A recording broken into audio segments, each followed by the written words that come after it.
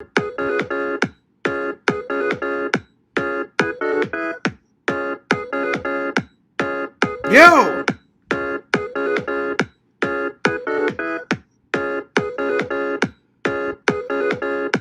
What's up, guys?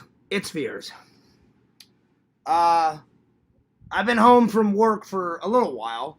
I got home at 8, and then I tried to do a live stream while I was out walking, but the fucking internet cut out, and I think it only recorded maybe a minute of the workout, but I did go walk, so I didn't want to keep up, a minute of a workout, so I deleted it. But I got home and I went for a walk. I had some breakfast, and I was about to go to bed, and I just said, I think I should do a live and just be open and honest and tell people what's on my mind and what I'm feeling, and I'm not tired. This week has been hell on earth. Actually, if I'm being honest, that's what this stream is all about. No more bullshit, telling people how I feel, telling the truth about as much as I can remember, and I hope it'll do some good. I don't know if it'll do good. I hope I'm not wasting my breath, I hope I'm not wasting my breath. I can't sleep because is Fears happy? No, I'm not happy at all. So I just decided to do a stream. I wrote a couple of notes down so I can stay on point here. So I'm gonna open this up. I don't even know where to begin. I really don't.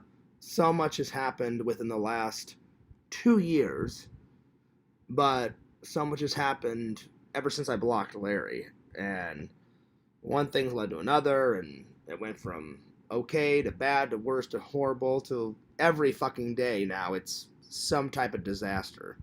So I thought about this all at work last night. My boss could tell something was up. He came up to me, he's like, "Are you all right?" I'm like, "Not really." I said, "I just want to focus on my work," and I said, "The minute you can get me out of here, I just want to go home."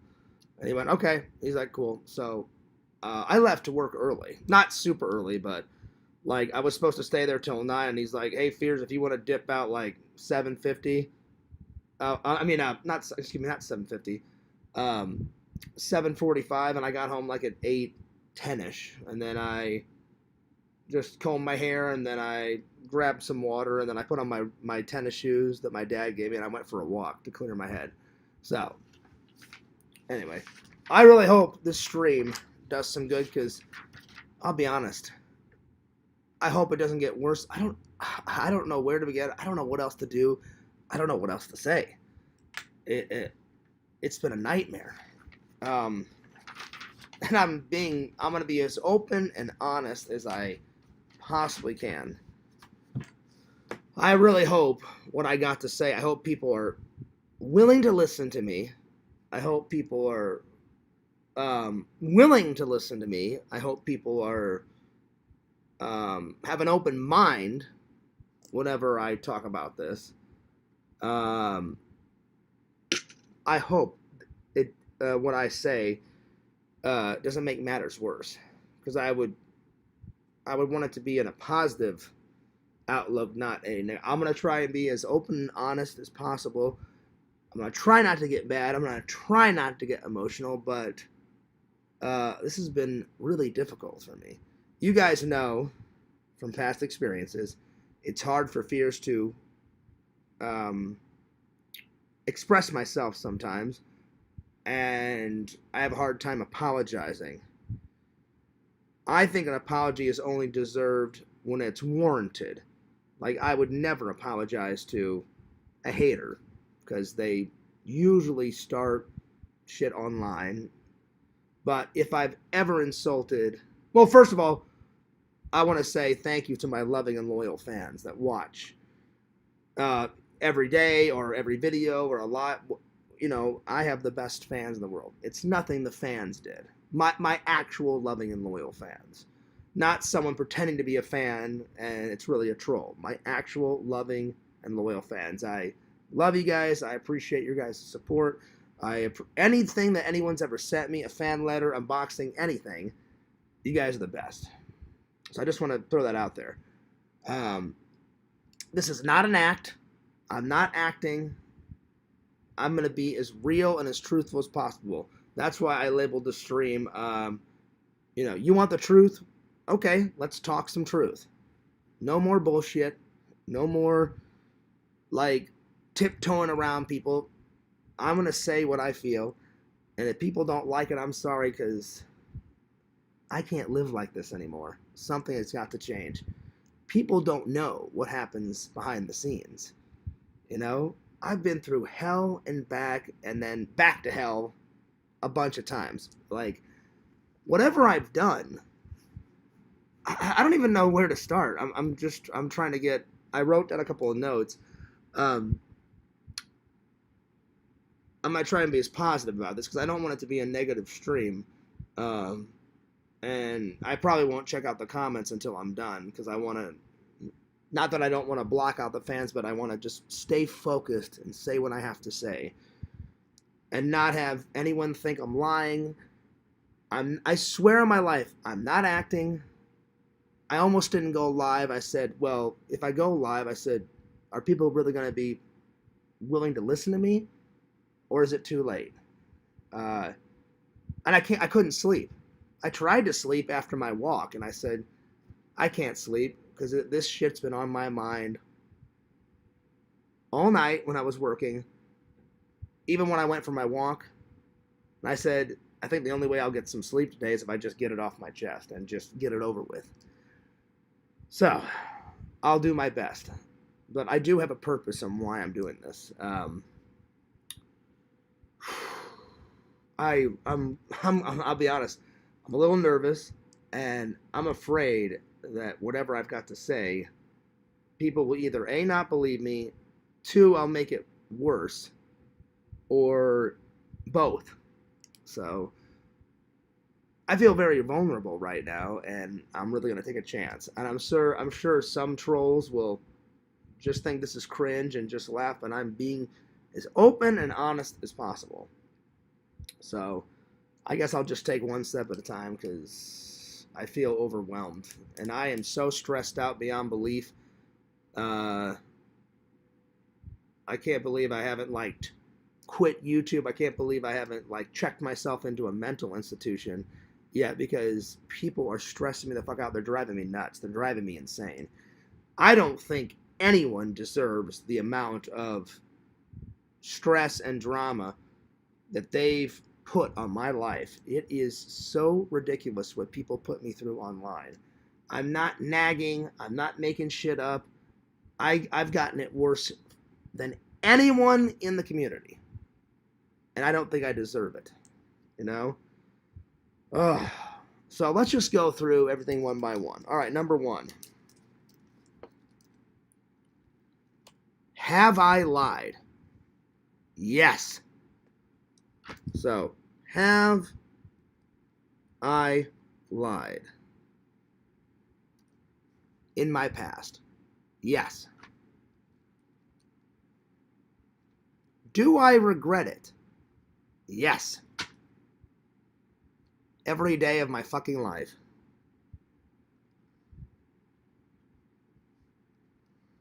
Number 3. Am I frustrated beyond belief? Yes. Number 4. Is it always my fault? No. I think I'm willing to accept some of the blame. I think trolls have provoked me, so it's their fault, and it's my fault because they love my reactions, and I don't ever mean. I try my best not to give anyone a reaction, you know, but I hate it when they make fun of my family, the death threats, them making bold-faced lies and rumors up about me. It's just a lot. So, So I'll start with the recent stuff, and then we'll. Oh, actually, no. I'll start with all the old stuff, and then we'll work our way up to the present because I want to cover everything, and I hope to God I never have to do a live about this. I am going to just spill the beans on everything as much as I can remember. Forgive me if I forget one thing in the past that I've lied about. So a biggie. I'll start with my ex-girlfriend. Was I in love? Yes, I was. Was I hurt when she dumped me? Yes, very much. Do I wish it would have worked out? Absolutely. Absolutely. I was very hurt. Now, some people think that I lied about her cheating. I absolutely did not. Hold the phone. Let me explain. So, I did a very stupid move, and I'm willing to admit it. I don't know if I've ever admitted this before, but I haven't heard from her in a long time, so I'm hoping by me coming truthful with all this stuff, I hope people will either leave me alone or at least cut me some slack. Again, it's very hard for me. I'm putting myself out there. It's very hard for me to apologize, and it's very hard for me to. I've always had a problem with.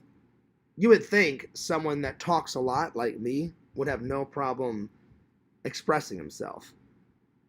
If it's something non-serious, I'm fine with it. If it's something serious like this, and I'm taking this seriously, there's no joking, there's no bullshit. For some reason, I have a hard time. So, I'm sorry. Before I get into my ex, so I just wanted to say to my loving and loyal fans, thank you for all your loving and loyal support. I love you guys, and I want to say sorry to all my fans. Because the more drama, the more depressed I get, which affects the lives. It affects me editing. And you guys should not have to go through all this crap. Like, I feel bad. I'm like, well, not only am I going through all this bullshit, but the fans have to watch me and go, and I can only imagine what people on this side of the screen are thinking. Like, I know some people are thinking Fears is so cringe, we only watch him because he's cringe. I wish they wouldn't think that. Some people are thinking, damn, Fears gets a lot of shit. I feel really bad for him. That's probably some people. Other people are like, I'm in the middle because Fears has lied before in the past, but I can tell he's trying, which I am. And then some people are like, I don't care either way. You know, they don't want to get involved, or they're afraid to get involved. So I really am sorry to all my loving and loyal fans. So now that I got that out, let's start with a biggie. I'll try to hit all the biggies. So, was I in love with Casey? Absolutely. Was she the best girlfriend I ever had? Yes. Until she dumped me, until she cheated on me. Was I hurt? Yes. Did I act badly? Was it an amicably? Did we end it amicably? No. She was upset. I was upset. I'd say I was more upset because I found out she cheated on me. Some people don't believe that. I swear on my father's grave, I'm telling the truth. Some people believe me. Some people don't. Now hold the phone. So this was my mistake. After she dumped me, we tried to be friends, and that just didn't work. And so then here comes the mistake. Here's me admitting it. I don't know if I've ever admitted it to you guys. I pretended to still be with her because I really thought in my life I can win her back. I'll make things right. I'll win her back. You can't force someone to be with you. So I tried for like 6 months. I met her in May, and we dated from May all the way till when my parents come to visit me in the middle of November of 2019. That is the honest to God truth. Because when my parents came in, they delivered these and some couches and some furniture. Also, they just wanted to come visit. And before she broke up with me, I said, I would really like you to meet my parents. And I think that's when she was dating that guy behind my back. And I got really upset because she made me meet her parents, and I had to spend an entire weekend at the very first part of our relationship. So I thought, well, she'll do the same for me. I'm not asking her to spend a weekend with my family. I was asking for a 1 hour dinner. I think that's reasonable, right? Apparently not. And now I know why she didn't do it. Because she didn't want to commit. She knew if she met my parents, she would commit. She'd have to commit to me. And she was dating that other guy behind my back. So that was my mistake. How do I know that she cheated? I have absolute 100% evidence. I don't care what Yakov says. He thinks I didn't even date her. He thinks I just went out on a couple dates. That's absolutely not true. I've got a whole scrapbook filled with photos, and I labeled each month that we did all the activities. I've shown you guys the scrapbook. If you guys want to see it, I'll go grab it and show it to you on camera if I have to. I'm not lying. So he's wrong when he said, "Oh, Fears just went out on a couple dates," and he's even said she pitied me and she strung me along, and then I was like, that's not true. It's not true whatsoever. We dated from May of 2019 to the middle of November, and I think she was just finding a reason to find an easy way out. I think she staged all the not wanting to come to dinner. She said everything a girl will say, the classic lines. And it happens in real life and it happens in movies. I'm sick. I don't feel well. John, it's not you. It's me. All the stupid bullshit. And I was like, she's full of shit. But this was before I knew that she cheated on me. So I was very upset that she stood me up. And when I called her after the weekend, she said, I couldn't do it, John. Your family's very rich. I'm like, we're not that rich. I'm like, we're a little rich. She goes, they would never accept me. And I was like, how do you know that, Casey? You never gave them a chance. She never gave them a chance. And I said, Casey, I was in love with you. I said, you made me so happy. I said, you've probably made me more happy than any girl ever has. Except for, I'd say the only one that came close to Casey making me happy was Allie. And that, I've just had bad luck with girls. Either it didn't work out because it's never been my temper with girls. It's either a girl cheated on me or they had to move away. I found out Allie was clean and sober because I never date people. I don't do drugs. I never will do drugs. I found out she was trying to be sober, and behind my back, she started doing drugs again. And I said, I'm done. No. So yeah. And I really wish that could have worked out because Allie actually contacted me about a year or two ago. She's married now. She has children. She apologized to me. When I said, it's okay, Allie, I forgive you. And she's like, well, I treated you really bad, John. And she goes, I was in a bad place in my life. But at least she apologized to me. Allie did. Casey never, not once, apologized to me. And it really hurt. And it took me forever to get over Casey. I'm over her now. She's a stupid fucking bitch cunt. And I could care less if she lived or died. That's the absolute 100% truth. So how do I know that she cheated? There's only probably 3 people in the community that believe me. And I know that because I was on a call with them, and I'll tell them their names. You can even confirm it. I told 3 people the entire story.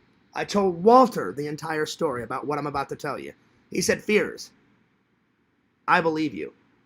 After me and Joey, made amends, I told him the whole story. He goes, Fears, I believe you. And I told Visions the whole truth. And he believed me. You can confirm it. They probably don't want to get involved, but you could ask him. So I could tell something was up towards the end of our relationship. Here's a key example. She started acting really, really weird. She used, at the beginning of our relationship, she used to come over to my house 3-4 times a week. All of a sudden, it was slipping down to 3, then 2. Towards the end, it was 1. Why? Because she's like, oh, well, I've got this new guy, so I can't have all my time with fears. That makes sense, right? So that was the first kind of red flag. The second red flag, I followed her on Snapchat. I don't follow her anymore. I'm looking through her Snapchat because she followed me. I wasn't stalking her because I know some idiot troll will say, oh, he was probably stalking her. Nope. She followed me. I followed her. And so I'm looking. I notice she's doing some type of party at her house because she used to live with her uncle and her brother and all that in Longwood. Now she lives in South Carolina with that idiot that she married. And I could tell they were doing a party. So I wrote her a casual message. Hey, I said, what are you celebrating?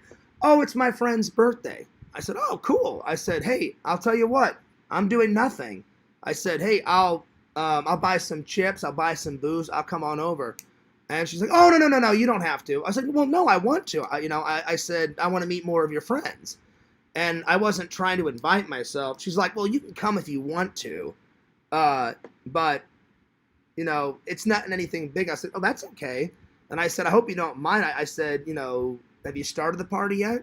And at first, she was okay with me coming. So I went to the store, and I said, I'm really not trying to invite myself. I said, I just miss you.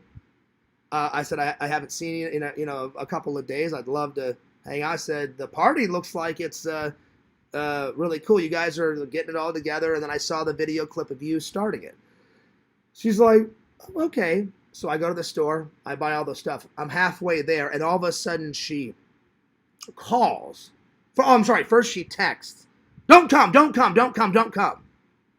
I went, well, why? Something's happened. And then I called her. I was like, what? And she's like, John, she goes, I'm serious. Don't come. I said, why not? She was like, and then I guess she lost patience. She goes, okay, I've had enough. She goes, let me put it to you one way. She goes, if you come over to my uncle's house and go to this party, we're going to have a serious talk. So that was red flag number 2. I said, and now it makes sense. I said, oh, she probably forgot that she invited her boyfriend to that party, and then she was still using me.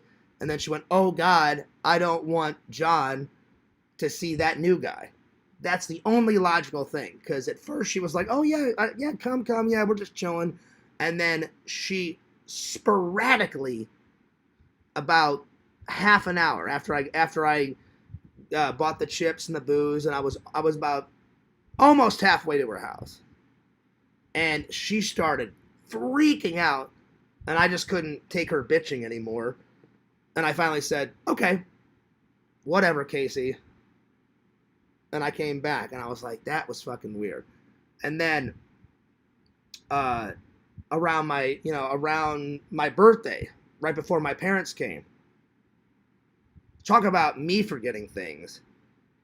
We would set up a date, and at the 11th hour, oh, I can't, and I'm sorry, something came up. I could understand maybe happening, once or twice, almost every single time towards the end of the relationship. So I was like, something's going on. So then, I guess her easy way out is, oh, I'll stand up John, and then he'll get real mad, and then I'll dump him. That's exactly what happened. I got real mad. I said, I can't believe you stood up, me and my mom and my dad. We're all waiting at the restaurant. I said, they've been dying to meet you. See, everybody doesn't know about all this stuff because I don't tell you guys. So Yakov thinks I'm full of shit. Everybody thinks I'm full of shit about that Casey stuff. And I'm like, I'm not. I'm like, I just don't want or need or wish to throw out my dirty laundry. So after she dumped me, a couple months later, her mom felt so bad. She calls me on the phone and says, John, I can't lie to you anymore. And I said, what about? She said, Casey's been, doing a whole bunch of stuff behind your back. Then her idiot friend Ashley wrote me on Facebook. She said the same thing. She goes, oh, I agree with, Casey's mom. Then one of her idiot guy friends did the same thing. 3 people confirmed it. And I'm about to tell you guys something I never told you. I've told Randall, before she dumped me, when all these red signs were popping up, I said, Okay, I'll wait till she goes to sleep. And she just left her phone on. And I swear on my life, it was luck of the draw. I was trying to find some type of evidence. I swear on my life I did this. But she was sneaky. She had everything locked. And she left open her Facebook. And I click on her Facebook Messenger. And it was just by luck of the draw. When I clicked on it, I guess she had finished talking to her mom. And she said, "What you're doing to John is wrong." And I saw this big paragraph, and I don't remember everything, but it said something to the effect of, "Casey, I really like John. He's a wonderful man. He's went above and beyond. He treats you like a queen. Why in the world would you cheat on him?" And she goes, "I think you're making a mistake." So she goes, "I'm going to give you an ultimatum. Either you break up with John, or I'm going to tell him that you're cheating on him with what's the name of her husband now? Brian." But I didn't want to believe it. I should have just dumped her right there and then. But I was like, there's got to be a logical explanation. And I was an idiot, and you do stupid things when you're in love. So I looked at it and I was like, well, I don't want to accuse her of cheating. But I'm like, that looks pretty cut and dry. I talked to Randall. Randall said, "Well, Fears, you don't know the whole facts. They could have been talking about something else." She goes, "You don't want to just, scream at her and get in her face." And I said, "If she really is cheating on me, Randall," I said, "I'll save the relationship. You can ask Randall." I said that direct line before she dumped me. I said, "Well, Randall," I said, "I'm so in love." I said, "I've never met a wonderful girl like her. I'll save it." I said, I'll do whatever it takes to save her." And this is while we were still together. And I said, "Randall, if she really is cheating on me," I said, "I got to act fast. I got to change her mind." I said, I want it to work out." I said, "She's a great girl." I said, maybe, we're not hanging out, something. And Randall's like, "Fears, I wouldn't waste your time." But he goes, "Yeah, you can try, man." He goes, "Technically, you're still with her." And then it all came crumbling down. And I guess her way of finally breaking it off, because she didn't say it face to face, was, "Oh, I'll make John mad, and I'll just stand up." Him and my mom. I was so embarrassed.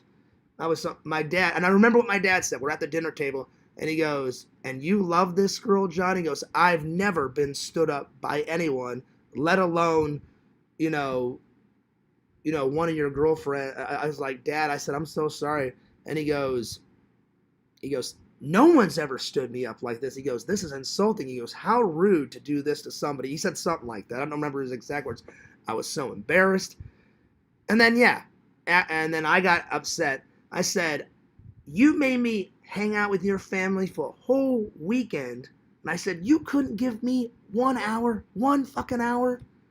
Wow. And I hate to say it, I didn't call her on the phone, but I went ballistic and I sent her a massive, pages of a text on Snapchat. And I said, I was calling her everything. "You bitch, you fucking this, you fucking..." I went ballistic on her. And then she called me about a week or two later, giving me a sob story. "We can still be friends. It's not you, John. It's me." I'm not trying to piss off my lady fans out there. Do you know what that means? That's worse than a lie. Whenever a girl says, "It's not you, it's me," that means it's really you. I don't love you anymore. I don't like you anymore. I have to feed that guy over there some bullshit so he'll go away. And she knew that I found out about all the cheating, and she never admitted to it. She finally, like maybe a couple months later, before I called her out and said, "You're lying. You're a lying bitch. Just tell me. Just own up to it. Look me in the eye and say, you cheated. You like that guy more than me. You cheated. You used me. And you moved on to Brian." And she couldn't do it. But finally, I guess, she kind of had a change of heart. A couple months later, I was like, she's like, "Well, can we still be friends?" And I was like, And I'm too nice. I said, not really, Casey. Oh, please, please, can we please be friends?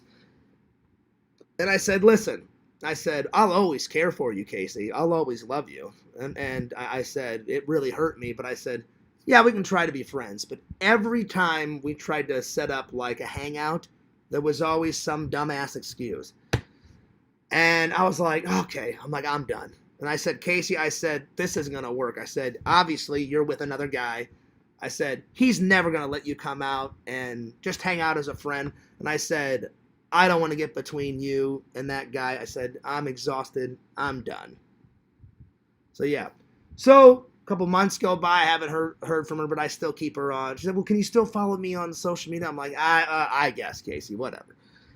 All of a sudden, out of the blue, she calls me on Snapchat. I'm like, oh, okay, what's this about?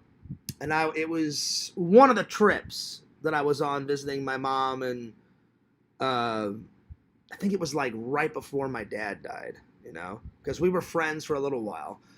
And she said, hey, what's going on? How's your dad? And I was like, not good at all. Oh, I'm so sorry. Now, I'll give her that. I said, oh, wow. I said, I really appreciate you saying that. And she's like, oh, yeah, of course. She's like, even though it didn't work out. I was like, all right. And I said, and I cut her off.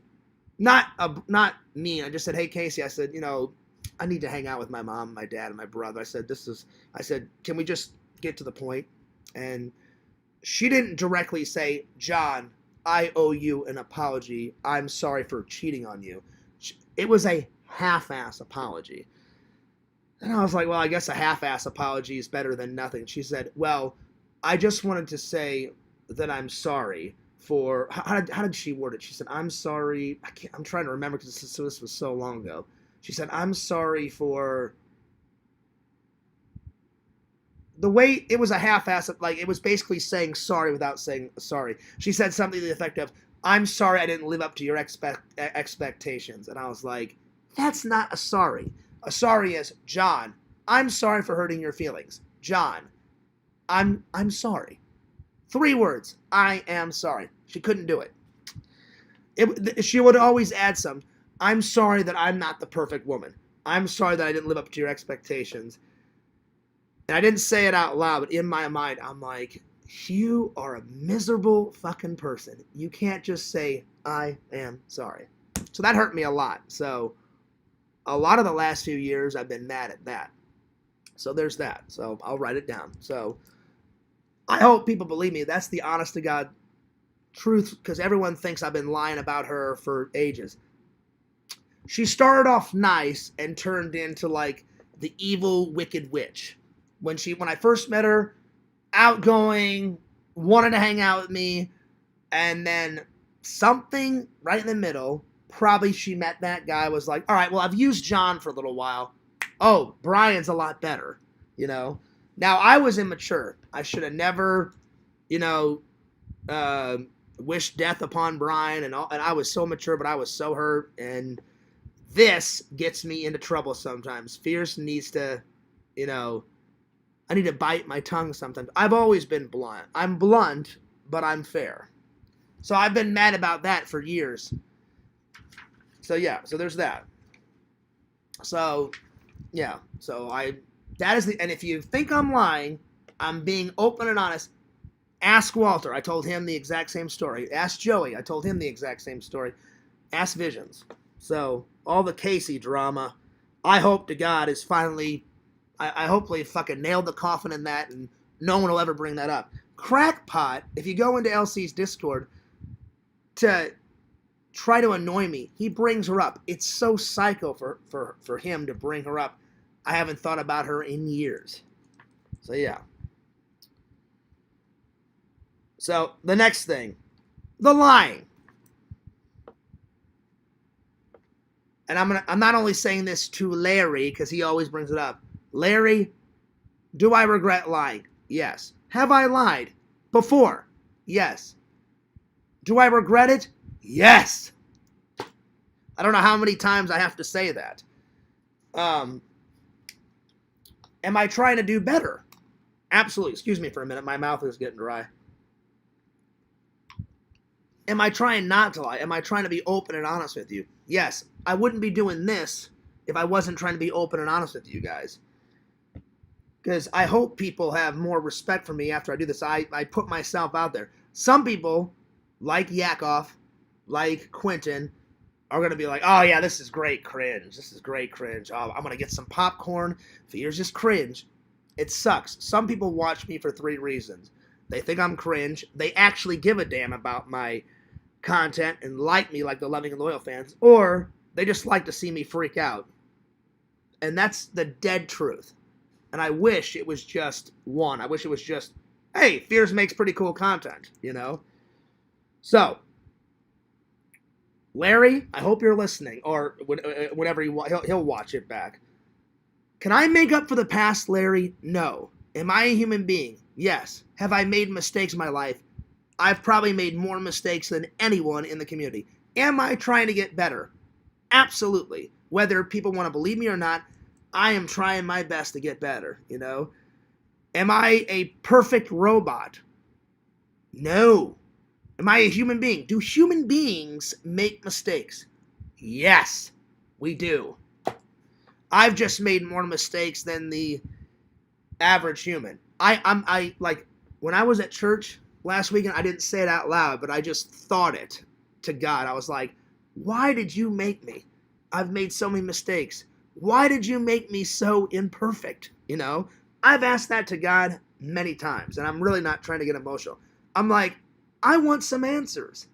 Everybody else gets to live a fully functional life, and it seems like the more I try, the deeper the hole it is. I try to find a better job. Nothing. I've tried everything to get a date. And the one date I got last year, she was a weird fucking bitch that was obsessed with winning. She was probably Casey's cousin. Probably. I have no idea. I mean, she acted almost exactly like Casey had to win. Casey was so aggressive. I'm just like, and her name was Carol, and I was like, I'm sorry. Do you want another date, John? No.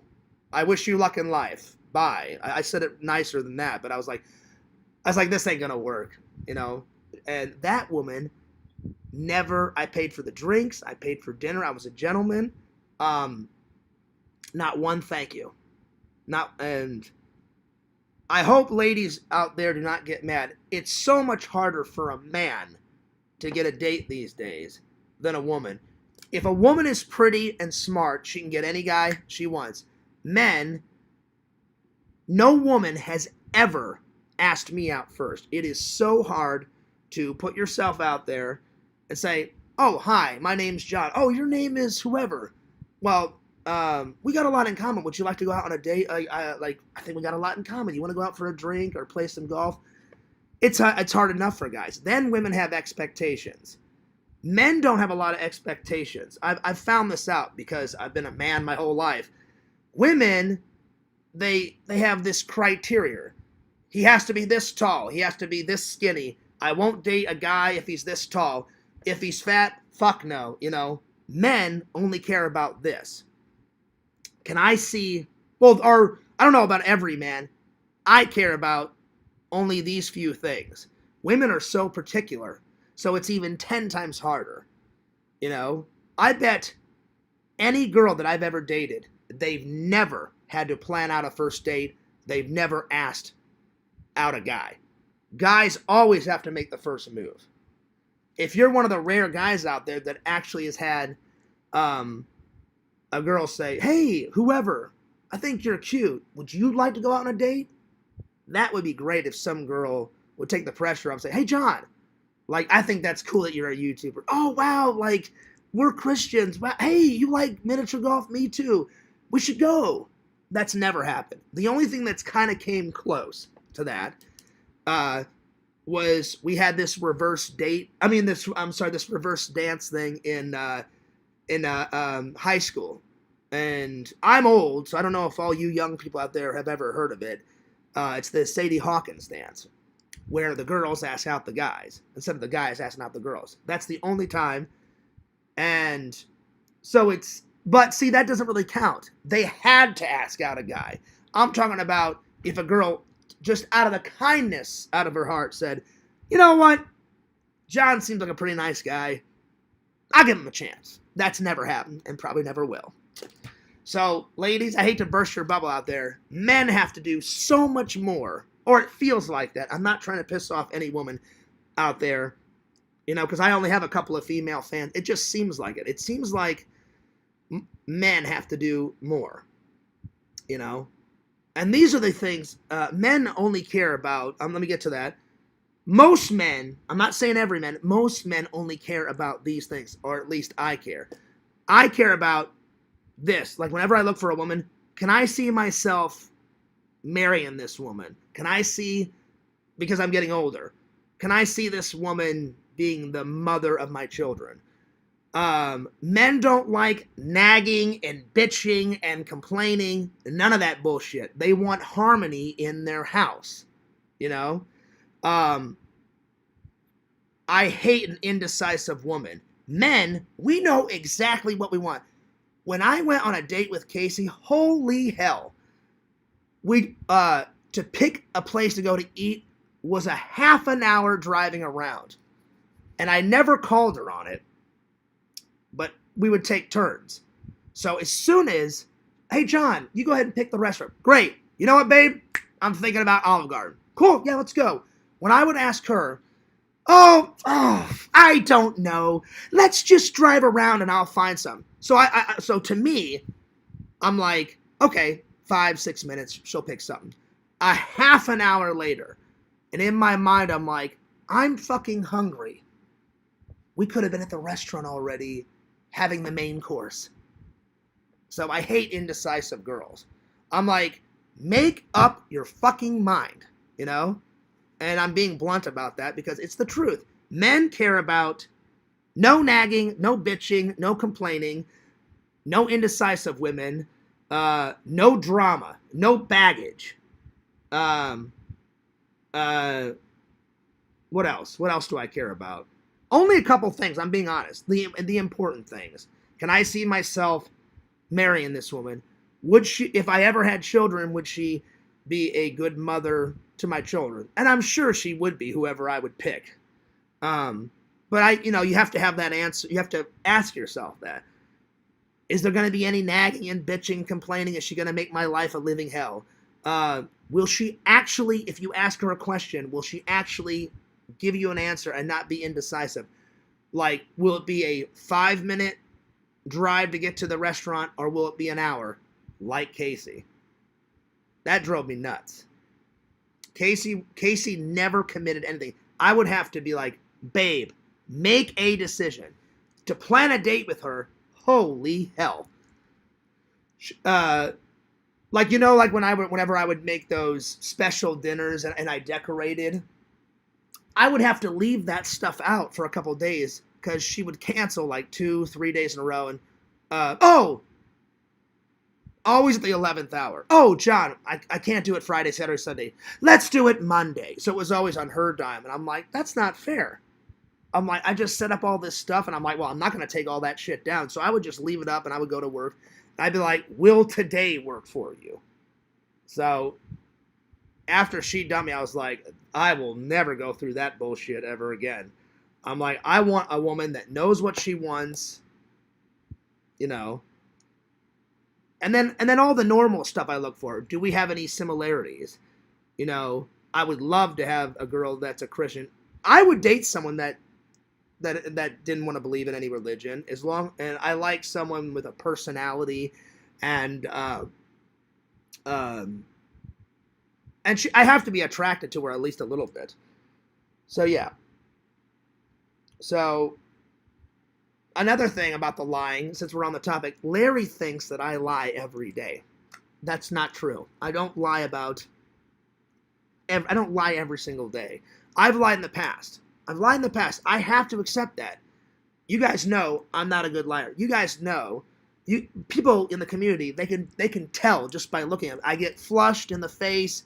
I get all sweaty. I'm not sweaty at all. I'm like, whenever I'm telling the truth, I'm calm, I'm cool, I'm collective. Whenever I lie, I get real sweaty.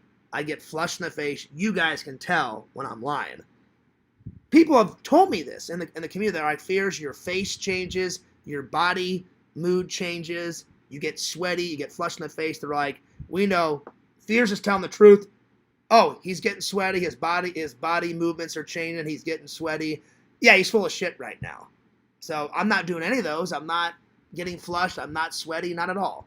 So I told you guys, I'm going to tell the truth about almost everything I can think of. It may be a long stream, but I haven't been able to sleep because of all this drama. I'm so frustrated beyond belief. So I thought, I can't hold this shit in. I got to tell my fans what the fuck is going on because it's driving me crazy. You know? So I don't lie every day, but Larry, I can't make up for the past. And it's not just Larry. I said Larry's name because he's pissed off at me right now, and he's turning into a nutcase, you know? Like leaving me a voice message like almost every single week, if not 2 a week. And I mean, at first they started off like non-violent. Because I didn't let Lantern on the show, he can deny it all he wants. I wish I would have saved the voicemail. The only reason why I didn't is if I play it on my live, then he can strike the video. He's like, for privacy, because they would hear his voice. And I'm not gonna let anyone take down my channel. I'm smarter than that. But because I didn't let Lantern on, he got into this fucking uproar. You're a piece of shit, Fierce. You treat Sega and Lantern like shit. I absolutely did not treat Lantern like shit. I just ran out of time. I was so tired. I never intended, and I'm being honest, I never intended to go 4 hours. I thought, okay, I'll do an hour with Sega and let Sega talk about everything. And I think Sega talked about everything. I'll get to Sega in a minute because people think I had Sega read him a script, which is insane. I didn't write. The only thing I said to Sega, well, I'll get to it. So I felt bad. I even called Lantern in the middle of the stream and said, Lantern, you know you're always welcome on my stream. Always. I said, I didn't even intend to have LC on Lantern. That's the truth. I said I was just going to do an hour, maybe with Sega, and then, review some movies, and then go, all right, guys, then I'm going to call it a night. But you know how it is. When you're doing a live, you're hanging out with the chat, you're having fun, you're talking with your friends. Let me put this to the side real quick before we get on to the next thing I want to talk about. And so it just went, I didn't mean for it to go that long. I didn't mean for it to go overboard, but we were having fun. I was having a nice chat with Sega. I was having a nice chat with LC. And I'm glad that LC come on because I haven't been able to catch up with LC in like a week or two. Same thing with Sega, you know? That was Sega's only second time coming on my show since he got back from his trip. So I said, Lantern, I'm really sorry. I said, any other time I would let you on. I said, it's getting late, buddy. I said, and I was getting tired. People saw me yawning. I said, I need to get something to eat before work. I need to get a shower. I need to take a nap before work. And thank God I took a nap, because I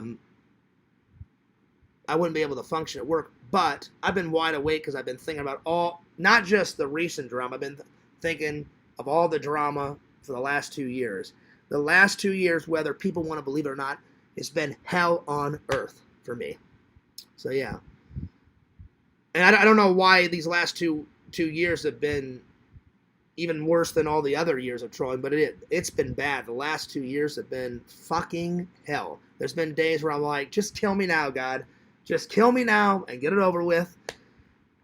I've literally had conversation with him. Not out loud, but I've had conversation with him in my mind. I'm like, why? Why are you putting me through all this bullshit? Why did you even bother to create me, God? Why am I so imperfect? Why do I make so many mistakes? Just give me some fucking answers. Why? And I know people are probably going to think Fears is doing this just to get more views. It's not an act. I'm being open and honest with you guys because I cannot live like this anymore. Every day it's something new. And they psychoanalyze, and I've used that before, it's the truth. If I take off my hat, they wonder why. If I don't have Lantern on, they wonder why. Oh, Fears is a bad friend. No, I am not. It got too late. And again, nothing against Lantern. I can run my show any way I want. It has nothing to do with Lantern. I didn't treat Lantern bad. That's just something for them, because since Larry's mad right now, He wants to destroy my name. He wants people to be against me. When Yakov came on, he made up this elaborate story. I don't know where Carrie lives, let alone have her number. He said, Carrie's pissed. She's going to call the police. She's going to call the FBI. I'm like, that is so bullshit. I don't know where Carrie lives. I know she used to live in Dexter, but then I remember after I stopped talking to her, on one of her lives, she said she moved away with her mom. I don't know where I know they still live in Missouri, but I don't know where they live. So if I wanted to send all these pizzas and stuff, I'd have to know her address, her number, and I don't know where the hell she lives in Missouri because she moved. So I'm being honest. Whatever that rumor is, it's just people saying that to Carrie, and they want another roast stream. They're saying that stuff to Carrie to piss her off, and then, oh, well, Fierce is doing all this crazy shit. Well, I'm going to get the police involved, and I'm going to make his life a living hell, more than it already is, and I'm going to do another roast stream. They all want to provoke her, and I feel bad because I don't have any ill will against Carrie. So where's my pen? That whole thing about when Yakov said that, I was like, he's so full of shit. And I know that'll piss him off. Calling him piece of shit, but he is. That's the only way I can fucking say it. Talk about me lying. I'm just like, oh. And I don't know who, but someone set me up. I had nothing to do with taking Larry's channel down. I was mad. And I'm still mad at Larry because I'm going to get into some truths about Larry here in a couple minutes, and it's 100% the truth. Everything I've said today so far is the 100% truth. Why would I unblock Larry when he's treating me like crap? Like, I had every intention. My plan was, okay, Larry made up all those lies about, the zoo, and I hate animals, and I want to kill a giraffe by sneaking poison in and all this other crazy bullshit. Do you know the reason why I got so mad? Is because I'm tired of the rumors. I'm tired of the lies. And Larry only did it to provoke me. Dave saw the whole thing when Dave was in there before I kicked everybody out. Well, not everybody, but a lot of people out of LC's Discord. Dave called me and said, Fears, I know exactly what Larry was trying to do. I said, oh, yeah, I know. I said, he's trying to provoke me. I said, Dave, did we have a good time at the zoo? And he said, yes. I said, wasn't it my idea to go to the zoo? Yes. Because I actually like the zoo. So why would I say, hey, if you guys give me a $20 donation, I'll do a surprise vlog at the zoo? That would be insanity. If someone hated the zoo, why would I say, hey, give me a $20 donation? I'll do a free, thing vlog, a surprise vlog. That would be nuts. And then his lies just kept getting outrageous. He was like, hey guys, I got some more development. I bet you Fears only went to that zoo. He goes, he hid poison in his pocket. He's going to kill that fucking giraffe. No, I actually wanted to feed the giraffe because I thought it would be cool to feed a giraffe in the vlog because I've never fed a giraffe before. And you guys know, the only animal I hate, well, hate's a strong word. The only animal I strongly dislike is snakes, and there's a reason for it. When I was in 5th grade camp, me and my friend were walking on a path. We got about halfway down the path. I had no idea there was a snake in the middle of the path, and the snake was under a whole bunch of leaves. Well, I stepped on the leaves. Obviously, if you step on a snake, you're going to piss it off. And it was pissed. It jumped out of the leaves, came flying at me.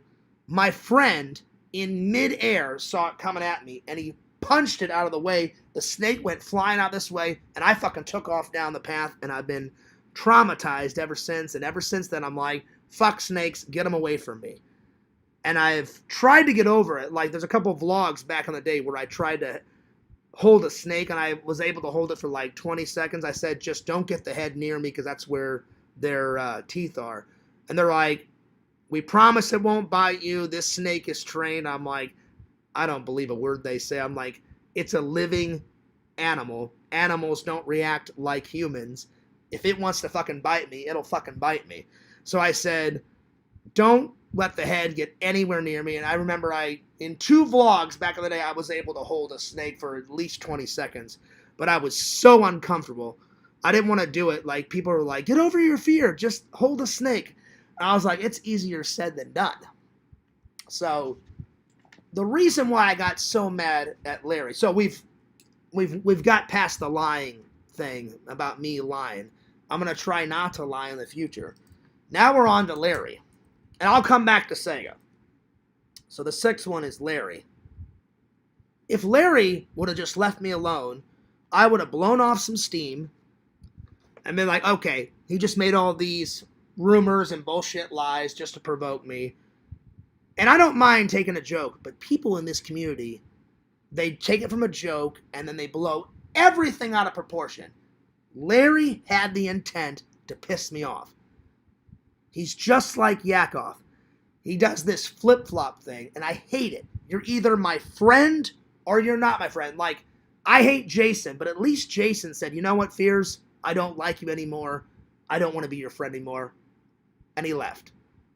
Like, Yakov strings you along. He's one of the weirdest fucking people I've ever met in my life. I like you, Fears. Ah, fuck you, Fears. You're a fucking idiot.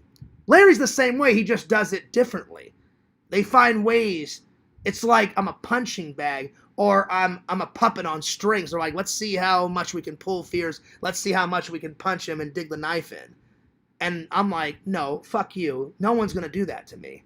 You know? I had to deal with all that crap as a kid, and I got bullied every single day until I started standing up for myself. You guys have heard the story. That kid kept pushing me, and I was like, you push me again, and I'm going to fucking kill you. And I almost did. And he's like, you're not going to do shit, Fears. And I've told you guys the story. That story is 100% true. I almost got expelled because I kicked the shit out of him and slammed his face into a locker 3 times. And I've never seen that much amount of blood. It came out of his nose, his ears, his mouth. He was coughing up blood. But I sure taught him one hell of a lesson. To never. He kept pushing me, and I said, you push me one more time, and it's on. He's like, you're not going to do nothing, Fears. I said, yeah, push me again and find out. He pushed me. I went, all right, I've had enough. I grabbed him by the back of the head. And I think the only reason why his friends didn't step in is because they were so shocked. That's one of the most maddest times I've ever been in my life. Besides when Pixel pissed me off and I called him a fat fucking fuck or something back in the day when he said, well, you know, the boycotts, all that crap. You guys have heard that story. But outside the community, that's probably one of the most maddest times I've ever been. Either that or whenever me and my dad got into a big argument and I called him a fucking asshole, which I regret doing because now he's gone. But I've never seen anyone cough up that much blood. So, ever since I got bullied that much, I don't let people pull my strings. It's like they want to be like, they're like, Fears is a good target. We'll bully him. We're going to treat him like a punching bag. Like, to them, I'm not a human. They're like, let's just see how much we can fuck with his life and fuck with his existence, and we'll just keep punching and stabbing him until he fucking freaks out. And I think I've suffered enough. Whatever I've done, whatever mistakes I've made, I just wish people would leave me alone. It's every day it's something new. And I hate to call Larry out. Larry is weird too. He spends more time online than he does at his job or with his family. If I was a 52-year-old man, I sure as hell wouldn't be acting like he is. He's got a daughter. Why does he care that I blocked him? Why does he care about just a YouTube community? It's not that big of a deal. People take this shit too seriously. If I was Larry, like, I envy Larry. He's got a great job at a casino. That's a lot more exciting than me moving boxes and packing boxes and unloading boxes. That'd be a cool job to have. He should be focused more on being a good dad to his daughter, and I'm sure he is, but he needs to focus more on that stuff in his life than, I'm going to ruin Fears' life. I'm going to take him down. I will crush Fears and he'll be putty, or whatever he's trying to do. I'm just like, a 52-year-old man does not act like this. It's weird. And I don't understand why he's so obsessed with me. It's It's scary. It's fucking weird. I'm saying it's scary. I'm not afraid of him. I'm not afraid of anyone. And my plan was, after he made up all those lies, I'm being so honest. I can't stress that enough. Because I'm sure people are going to be like, this is all a stage. This is all an act. I'm being 100% honest with you guys. And I'm really trying not to forget anything, you know, because I know if I forget one thing, they'll be like, well, Fears was honest about this. Oh, but he didn't bring up this. I'm a human being. I can't remember everything. I'll try to remember as much as I can and say, hey, I lied about this. I lied about that. Here's the truth. Here's the truth about this. Here's the truth about that. I'm sure I'll forget something. And if I do forget something, I'm sorry. I'm trying to remember everything. So my plan the whole time was, all right, Larry made up all those zoo bullshit lies about me. I'm pissed. He deliberately tried to cause some drama when there was no need. I blocked him. My intention was not to block him for life. At first it was because I was so pissed. After I calmed down, I said, well, that's not fair to Larry. I'm very upset, and people don't think clearly when they're upset. So I gave it a week, and I said, you know what? I'll just stay away from him for a little while. I'll let him cool off. I'll let me cool off. I said, around Christmas time, I'll unblock him. And then ever since someone, I don't know who it was, someone fucked me over.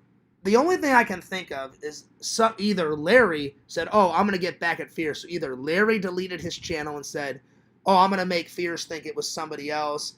I'm going to blame it on Fierce. I'll cause more drama. Or someone in the community that I don't know, a troll, said, well, Larry's already pissed. I'll blame it on Fierce. I'll get his channel taken down. I'll contact Larry, and I'll blame it all on Fierce, and then people will hate Fierce even more.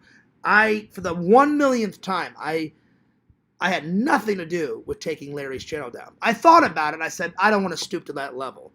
I had nothing to do with taking his channel down. Because I was going to, at the beginning of the year, around Christmas time, like maybe a day or two after Christmas, I went, that's long enough.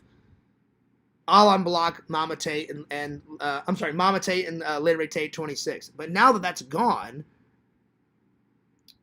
if he would just calm down and just leave me alone, around Christmas time, I would unblock Mama Tate and I would gladly have him come back because I am so sick of this drama. I don't want to fight with him. I don't want to fight with anyone else.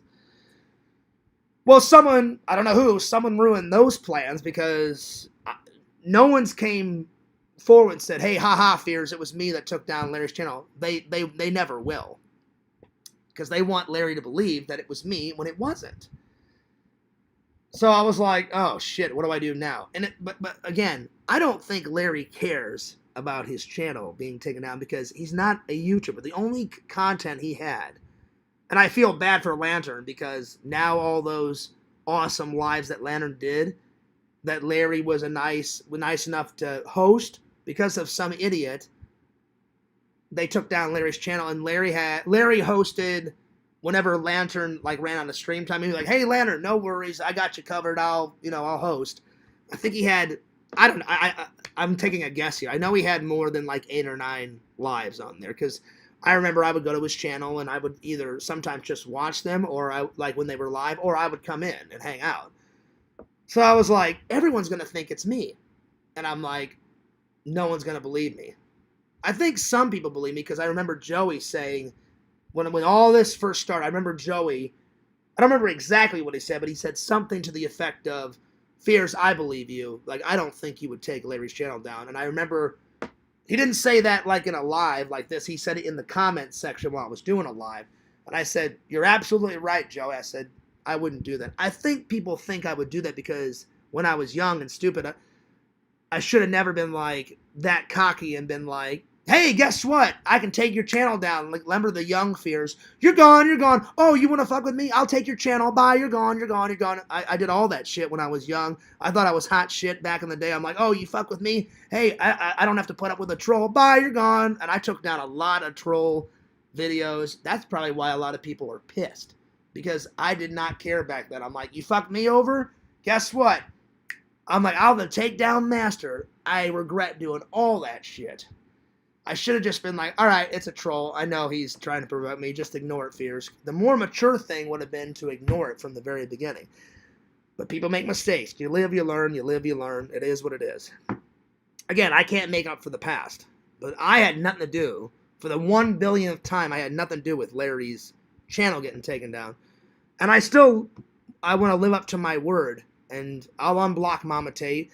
And I think he's already made a new channel. Someone said his new channel was Darren Stevens. And I know that from Bewitched, because he loves Bewitched. I like Bewitched. Darren Stevens is the guy that marries, what's the fucking wife's name? Anyway, it doesn't matter. The wife. And then Larry Tate was his boss, because he was an architect on the show or whatever. So that got Larry even more pissed. And I'm like, oh, God, this fucking never ends. It never ends. So I don't know what's going to happen. I hope nothing even more catastrophic happens, because I'm at my wit's end. I don't know what else to do. That's why I'm having a heart-to-heart with you guys. So let's get to Sega. The only thing I said to Sega off camera was, Sega, I said, I want you to be yourself. I said, Sega, I'm going to address some rumors. That's why I asked Sega some questions. People thought, oh, well, Fears is reading from a script. No. People made up so many rumors they're so full of shit, all these rumors. Me and Sega, all those rumors that I addressed, none of that shit happened. Me and Sega had a fucking blast. Sega thanked me for his hospitality. I paid for most of it. Sega only paid for a little bit of it. But that's what you do when you're a good host. I said, I want to show Sega a good time when he's in America. And Yakov said, he goes, Fears was reading from a script. I absolutely was not reading from a script. And you think I'm kidding. Look, you guys know I'm very predictable. If I would have wrote a script, I would have wrote it down in the book. I would have had a piece of paper in front of me. I would have been looking down, reading from a script. Nothing. I didn't do any of that crap. You know, I'm just like, this is ridiculous. I told Sega that. I said, Sega, they think I scripted you. And he's like, that's absurd, Fears. I said, Sega, I had no idea what you were going to say, you know? And then I asked Sega ample times. I'm like, Sega, I'm going to ask you these questions because I want to get these rumors out of the way. I said, and then Sega, I'm going to open up the floor. I said, whatever you want to talk about, I said, get it out of your system. I said, some people think, you know, I didn't give you ample time. We did like 2 other streams. The one I did the other day with Sega, the 4-hour one, Sega left after 2 hours. I think 2.5 hours in 3 streams covering the Sega trip is more than enough. But it's never good enough for any of the trolls. Sometimes, I hate to say it, sometimes it's never good enough for the fans. And I said, I wrote Sega, said, Sega, you ready for this? People think I was like I'm sorry, not clickbait, that's the wrong word. Stringing you along with questions. They thought I was scripting and telling you what to say. And he's like, Fears. He goes, you didn't do any of that. I said, I know that, Sega, but they're starting their bullshit again. I said, Sega, did I give you time? I said, did I say, I kept asking Sega, what's the next topic? What do you want to talk about the next part of the trip? He made up all that. He wanted to talk about, I didn't even know that he spilled his coffee and that whole story. That was news to me. When he said that to you guys and to me, I had no idea he was going to say that. But again, it proves my point that nothing is ever good enough sometimes. I think it's good enough sometimes for the fans, but I've just learned. It's never good enough for Larry. It's never good enough for Yakov. One of Vision's best qualities, and I'm glad that we're friends, is he never takes Larry's side. He never takes my side. He's always neutral because Visions does not like drama. I can tell. Because anytime I wrote him, sometimes he gave me advice, and other times he's like, Fears, you're a good guy, no offense, I don't want to get involved. And I'm like, oh, I understand, buddy. I'm like, trust me, I don't want to get involved. People think I love drama. No, I don't. I absolutely like drama. Who likes drama? Yakov. He said it 2 inches from my face, like in a live. He said it. Fears, I like drama. I like to provoke people. He's going to lie and say, oh, I never said that. He did. He said it. He loves drama. And I can give you a prime example. The other night, I'm trying to explain myself on Lantern's show. He comes in, he goes, oh, Lantern, I love that. He goes, I was eating that up, fears and reaction. No, no, no, no, no, no, no, no, no. Doing all that crap. You guys know I'm not lying. He did that. He won't admit it. He'll be like, oh yeah, I'm eating it up. Yum, yum, yum, yum, yum. All that bullshit. I'm like, he's so immature. I'm like, I'm not laughing. It's not a like a ha-ha, funny, funny, funny. I'm like, I'm not giving anyone a reaction. I'm trying to explain that I'm not the horrible, evil person that Larry and other people are making me out to be. I'm one of the most nicest people that you guys have ever met. Do I have some quirks? Yes. Have I made a bunch of mistakes? Yes, but I'm not a bad person. And I'm just sick and tired of people not believing me, thinking I'm evil and I'm the devil and I'm this and I'm that. It's so much. So I did not script Sega. I didn't do any of that crap. None of that. Next topic.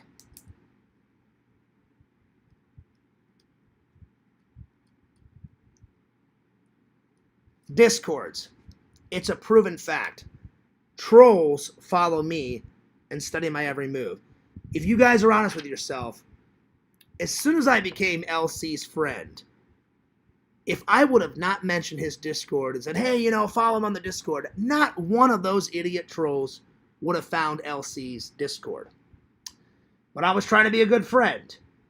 Maybe on the rare chance, maybe they would have found it because LC puts his Discord link in not all of his video descriptions, a lot of them. So maybe eventually they would have found it. Maybe. A very rare chance, because maybe not a lot of people look through the... I don't know if every single person in this community looks through people's video descriptions, but he does put his link to his Discord in a lot of them. That's how I can click in and click out and click in and click out. People was wondering how I do that. I just go to one of LC's videos. I click into the description, click on the Discord. It says, would you like to come in? I click accept and I'm in. And then whenever I leave, I just sign out. That's exactly how I do it. It's not rocket science. So recently, Dave made a Discord. I guess Visions did too. And I would hate if people were making fun of me in there. Let alone, I hope Visions is not making fun of me in there. I know they have the Mockingbird. I know they make fun of everything I do and say in there, which is so weird, But Dave invited me, and I called Dave and said, Dave, I can't. And he said, what do you mean? He goes, we're good friends. Like, you should be in my Discord. I said, I can't, Dave. I said, Dave. And he goes, why? I said, Dave, I'm going to be honest. I said, I'm not going to put your Discord through what happened with LC. I said, and he's like, I don't understand, John. I said, it's real simple, Dave. I said, wherever I go, trolls follow. I said, if I accepted your request to come into your Discord, it would probably take less than a day. They'd be like, oh shit, Fears is now in Dave's Discord. Well, we're going to cause absolute chaos, like how we caused absolute chaos in LC's. And I said, Dave, I can't put you through that. I said, I would be such a shitty friend if I did that. And he's like, I understand, Fears. I said, Dave, it's the truth. I said, look what's happened. Look at all that bullshit in LC. I said, if I never would have opened my mouth and said, hey, guys, come to LC's Discord, the only reason why I did it is because I was trying to be a good friend. And the reason why I paused, I was trying to find the right words of why I initially did it. I was just trying to help out. LC was a new friend. I said, hey, man, he's trying to get his Discord up. I've got, a good amount of subs. LC's actually got more subs than me. So I said, yeah, I'll just give it a shout out. Like I always give. I'm always good about giving people shout outs at the end of each stream. And sometimes I even give people shout outs in my vlogs. Because I try to promote all my friends' stuff. Like my friend, him and his wife in Missouri, opened up a little tiny diner in St. Peter's. Anytime I'm in town, I always eat at least once at their diner. They've had the diner open for, I think, 4 years now. They got married 4 or 5 years ago, and it was their dream to own a little diner together. And I was like, I think that's great. I said, you guys should do that. That's absolutely amazing.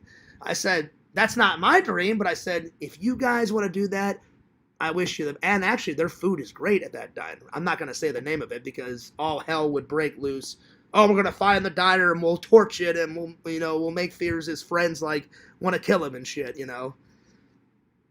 I would never out my friends like that because people are psychotic online. So yeah. So I'm not mad. I'm being open and honest. I was frustrated at work, but I've calmed down. It actually feels good to get a lot of this shit off my chest. And again, I hope this doesn't cause more drama. I am praying to God it doesn't.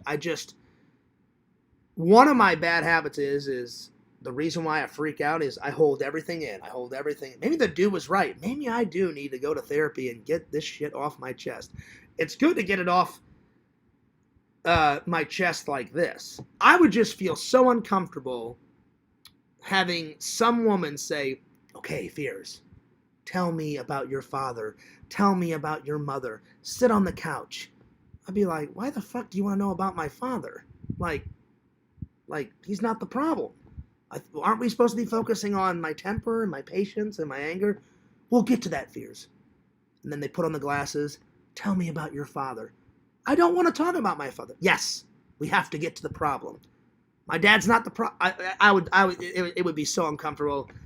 So I just could never see myself doing it. So it's good that I have you guys to.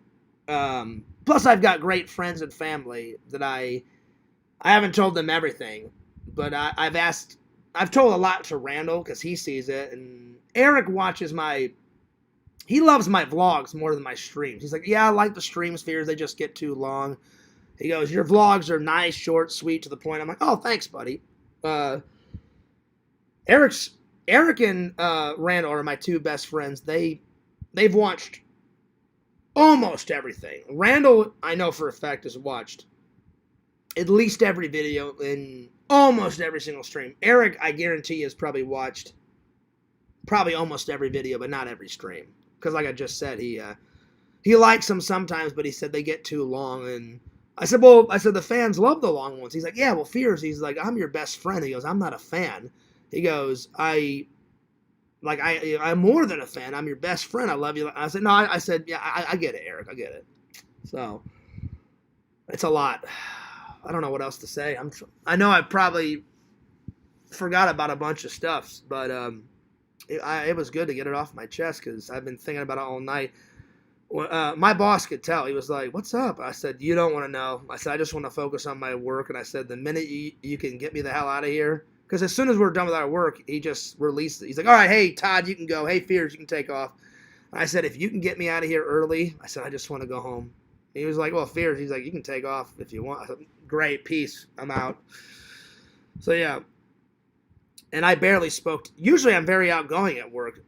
When I went in last night, I went to the team meeting. Like, we always have a team meeting before we get on the line. And as soon as they said, all right, you guys can head to the line, I just stayed focused. I didn't say one damn word to anyone. I just got my work done. The whole time I was working, I was thinking about all this crazy shit that's happened. Past, present, whatever's going to happen in the future. I'm like, don't they know that I've suffered enough? Apparently not. I think I have, But yeah, let's see. What else do I need to talk about? People always bring up the death threats. Was it wrong for me to do that back in the day? Yes. Do I not want to do that in the future? No, I don't want to do that in the future, because I can hate someone.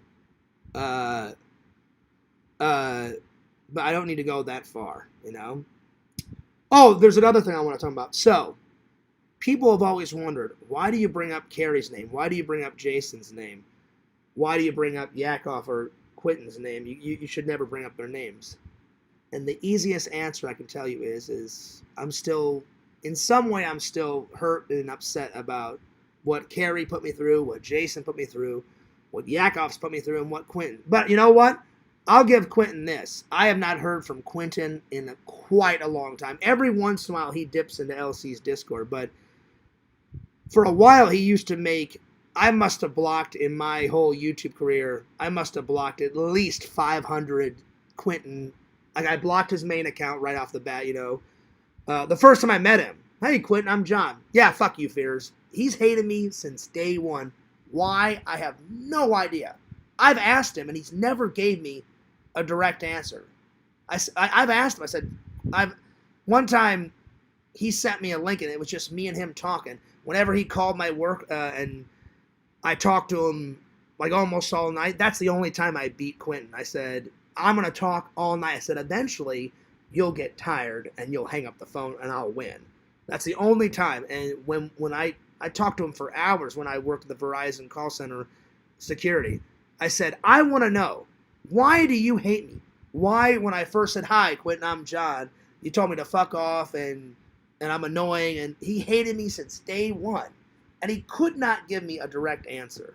So, and I think it's just he loves to troll people. But I will say this.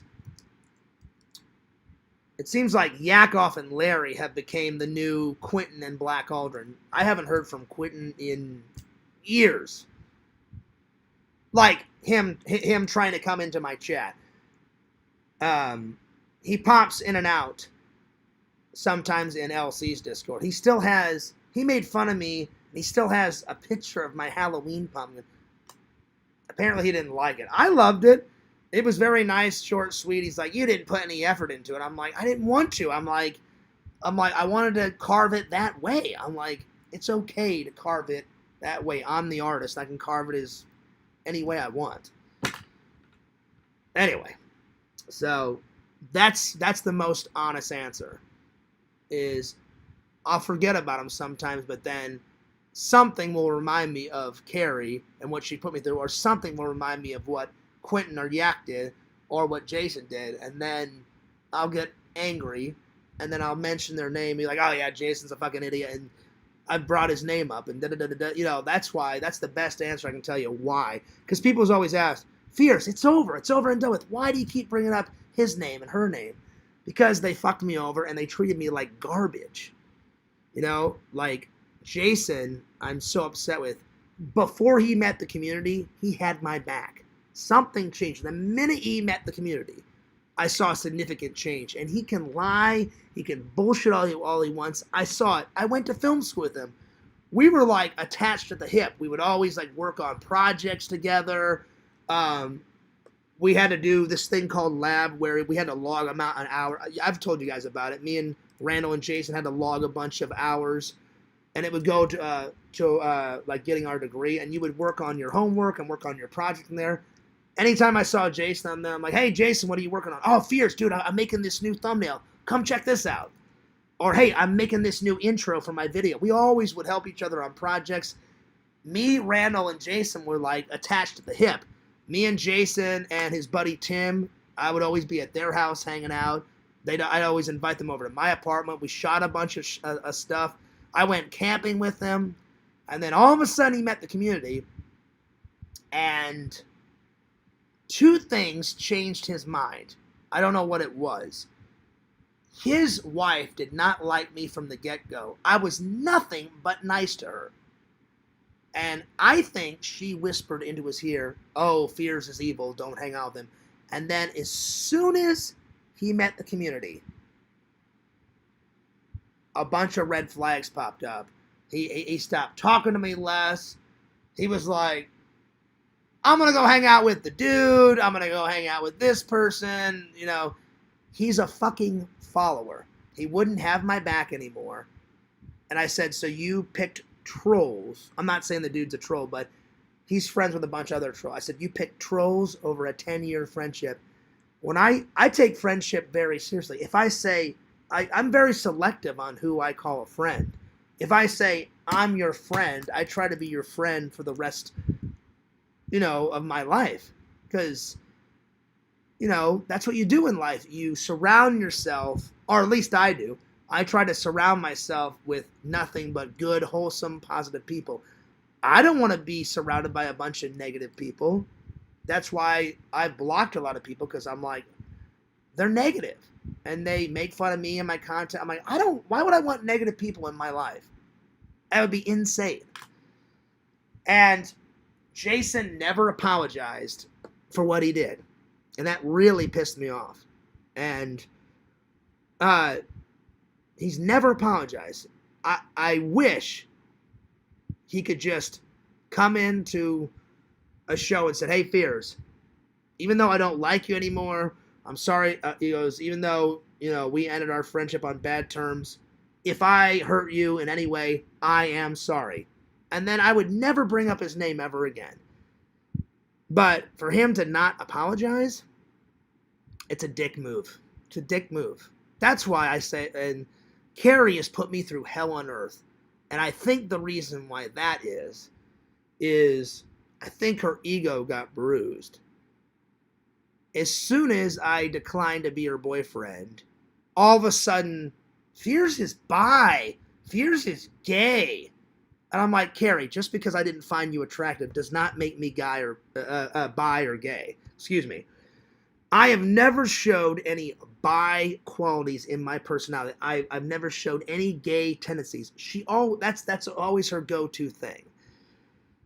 And I think it was a combination of two things. She's still upset. She's still upset that I didn't go out with her. She's still upset that I, yelled at her on a voicemail. And nobody believes me on that story. I tried everything. When Carrie was interested in me, she'll deny it up and down. I showed my dad and my mom. I said, Mom, Dad, I said, I don't know what to do about Carrie. I said, I just want to be her friend. I said, I've told her a million times, Carrie, you can still be someone's friend and you don't have to fuck them or be in a relationship with them. She would not take a hint.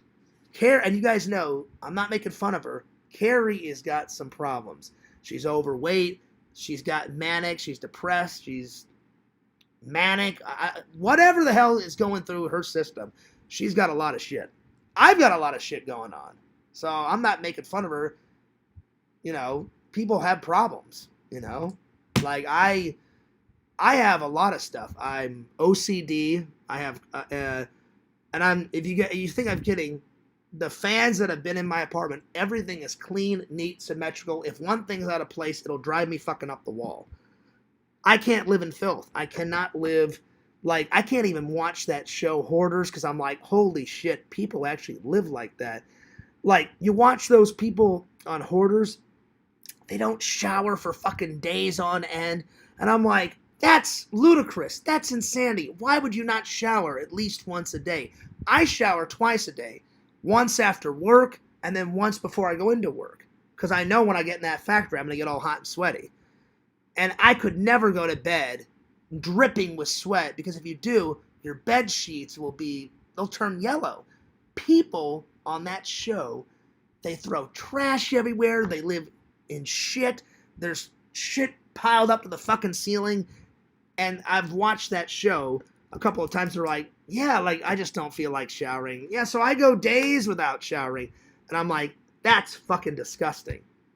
I'm like, how can people live like that? I can't fathom that. Anyway, but I don't judge people. I'm just like, well, you can do that. I would never do that. Ugh. Anyway, so I think Carrie's still, and I've apologized to Carrie a million times, and I don't know what else to say to her. People make mistakes. Now, I never thought in a million years it would get this bad. I never thought in a million years she would play that voicemail. I never intended to leave a voicemail. I asked my mom and my dad for help. I said, Mom, Dad, I said, she keeps calling me. She's sent over 50 or 60 text messages. She's blowing up my phone. She did. I swear on my life she did. She'll never admit it, but she did, because she really wanted to go out with me. And I said, I have no interest, because I didn't find her attractive. I still don't find her attractive.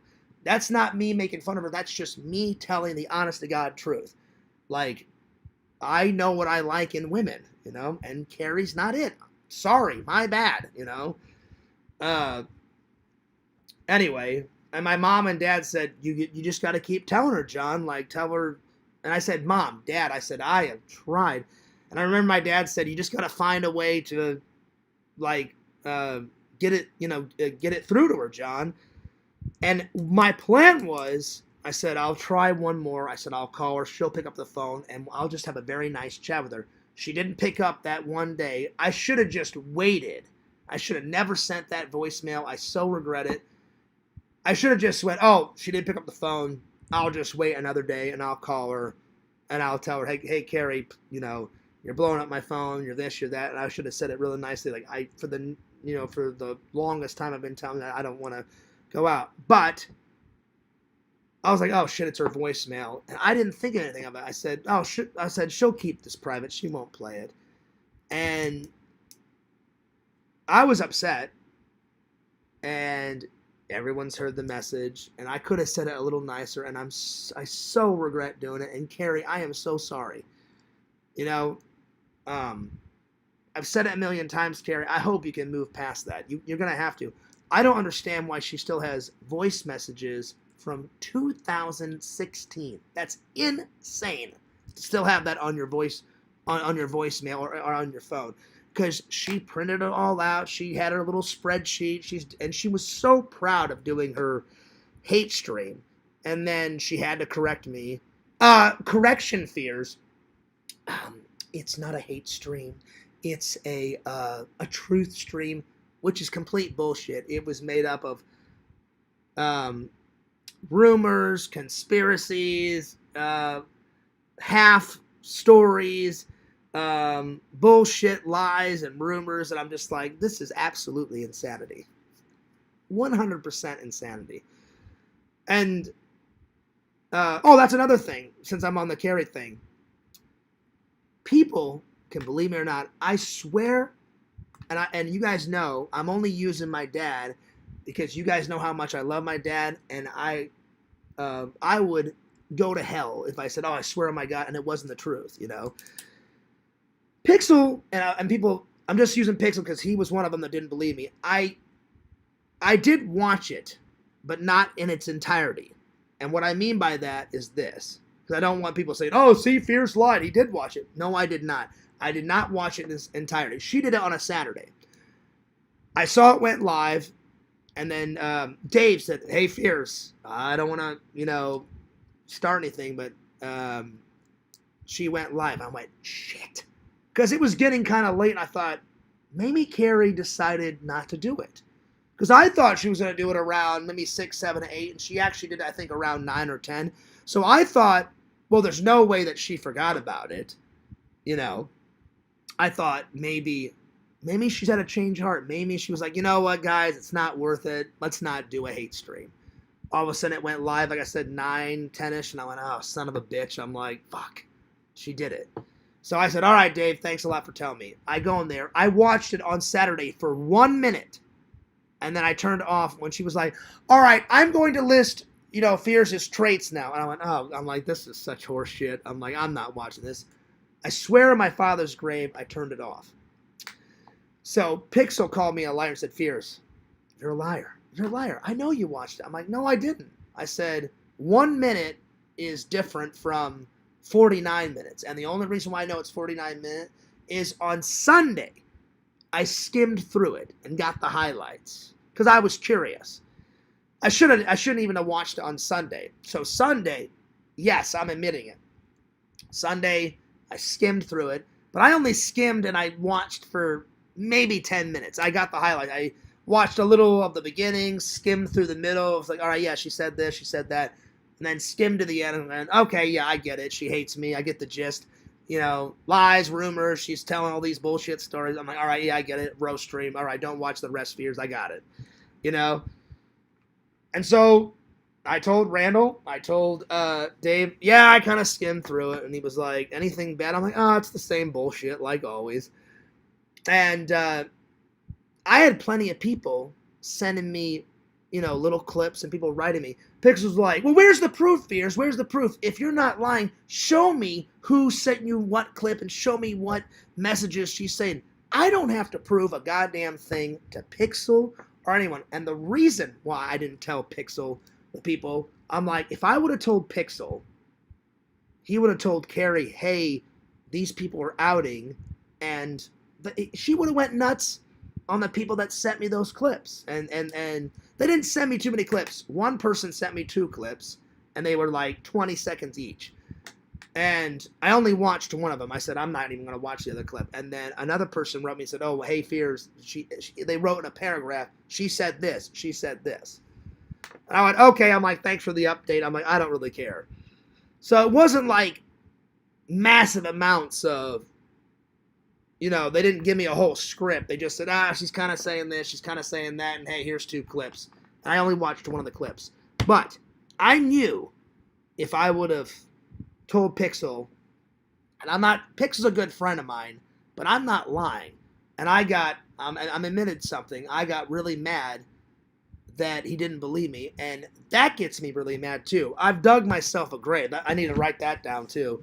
I've dug myself a grave because it's going to take a long time for people to believe anything I say, because I've dug myself a grave, and there's 3 reasons why I lied in the past. 1, I don't have a lot of confidence anymore.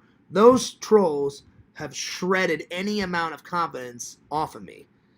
I'm at wit's end. I was at wit's end back then. I didn't have much confidence back then when I started lying. That's number 1. Number 2, I thought I could get away with it. I'm like, I don't want these people knowing every single thing about me. That's fucking weird. Oh, I'll lie about this. They'll never find that out. They'll never find that out. Yes, they did. I was like, oh, well, this fucking blows. And the third thing is whenever I would lie, I got embarrassed. Because I'm like, fuck, they outed me. They figured it out. Now I look like a fucking idiot. And so I just lied again. And it was... So those are the 3 main reasons why I lied. And I don't want people to think I'm going to be a liar for the rest of my life. Because even when I tell the truth, like I've done this whole stream, even when I was telling the truth to Pixel, it's so frustrating that no one believes me. And it's like, oh yeah, whatever. Fears is the boy that cried wolf. And I'm like, even when I tell the truth, I can't fucking win. And I don't know what to do about it. Like I'm trying to gain people's trust back. And it's like, it's either too late or they're like, well, it's going to take a long time, Fears, for me to believe. And I'm like, I'm doing my best. I'm trying my best. I don't know what else to do. I don't know what else to say. And it's just so frustrating because I was telling Pixel 100%. I'm like, Pixel, if I tell and out those people, I said, 1, I don't want to out those people. They're loving and loyal fans. I'm like, I don't want to drag them into this bullshit.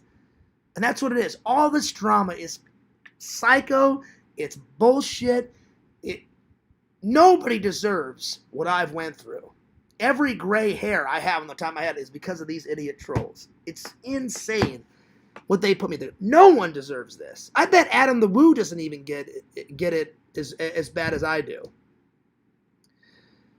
It's ridiculous. I need to use the restroom real quick. I'll be right back.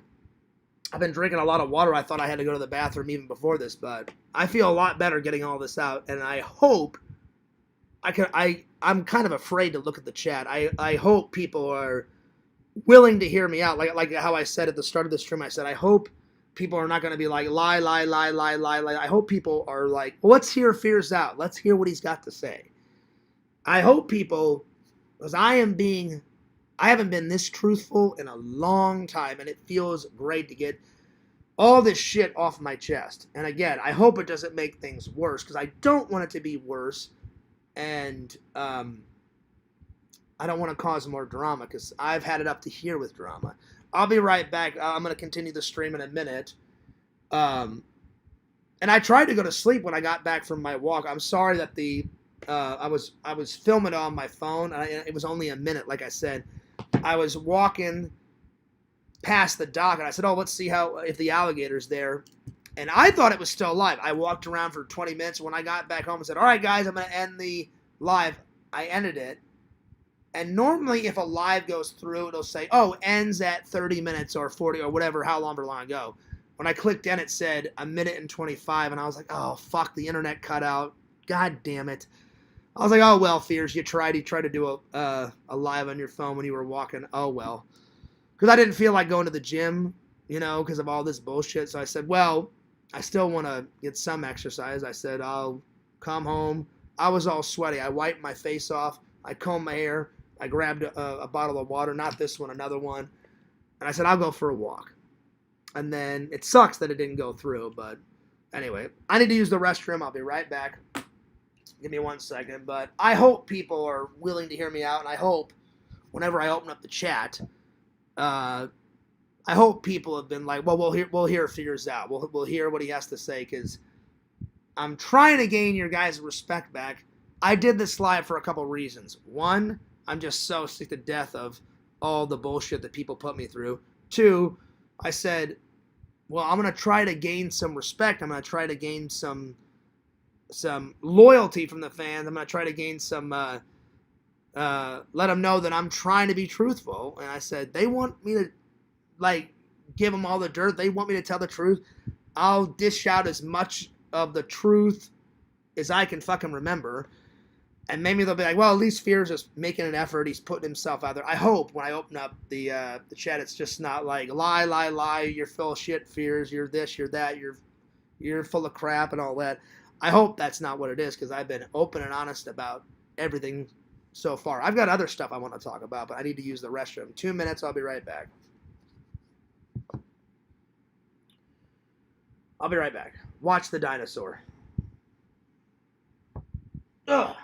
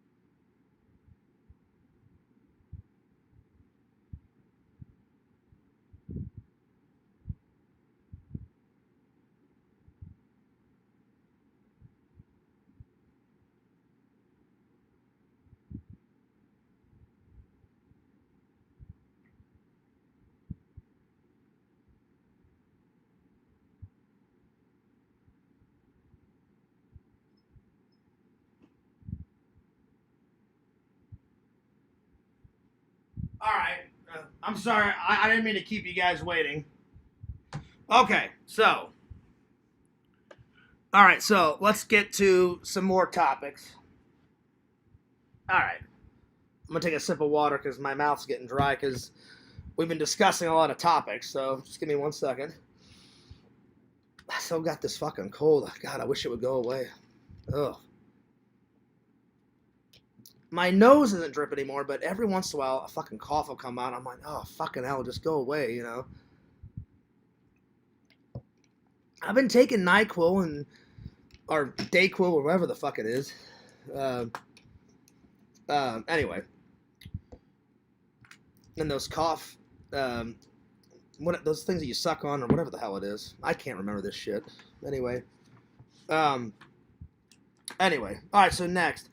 I want to go back to Larry. Alright, so here we go. Oh, Larry, and then this mysterious caller.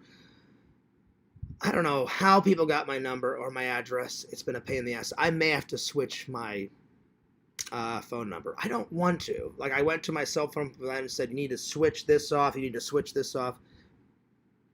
I think Larry's getting frustrated because he's called about, I actually don't know. If I had to take a guess, maybe 8 or 9 times. Some of them have been nice. Some of them have been absolute batshit crazy. And I'm talking like him, not screaming, but him yelling, fuck you, fuck, you treat Lantern and Sega like shit. That was the recent one. And he goes, now that you've treated Lantern like that, I did not treat Lantern or Sega bad. I would never treat them bad. I said, Lantern, I said, if I hurt your feelings, I'm sorry. I was just so tired after doing 4 hours.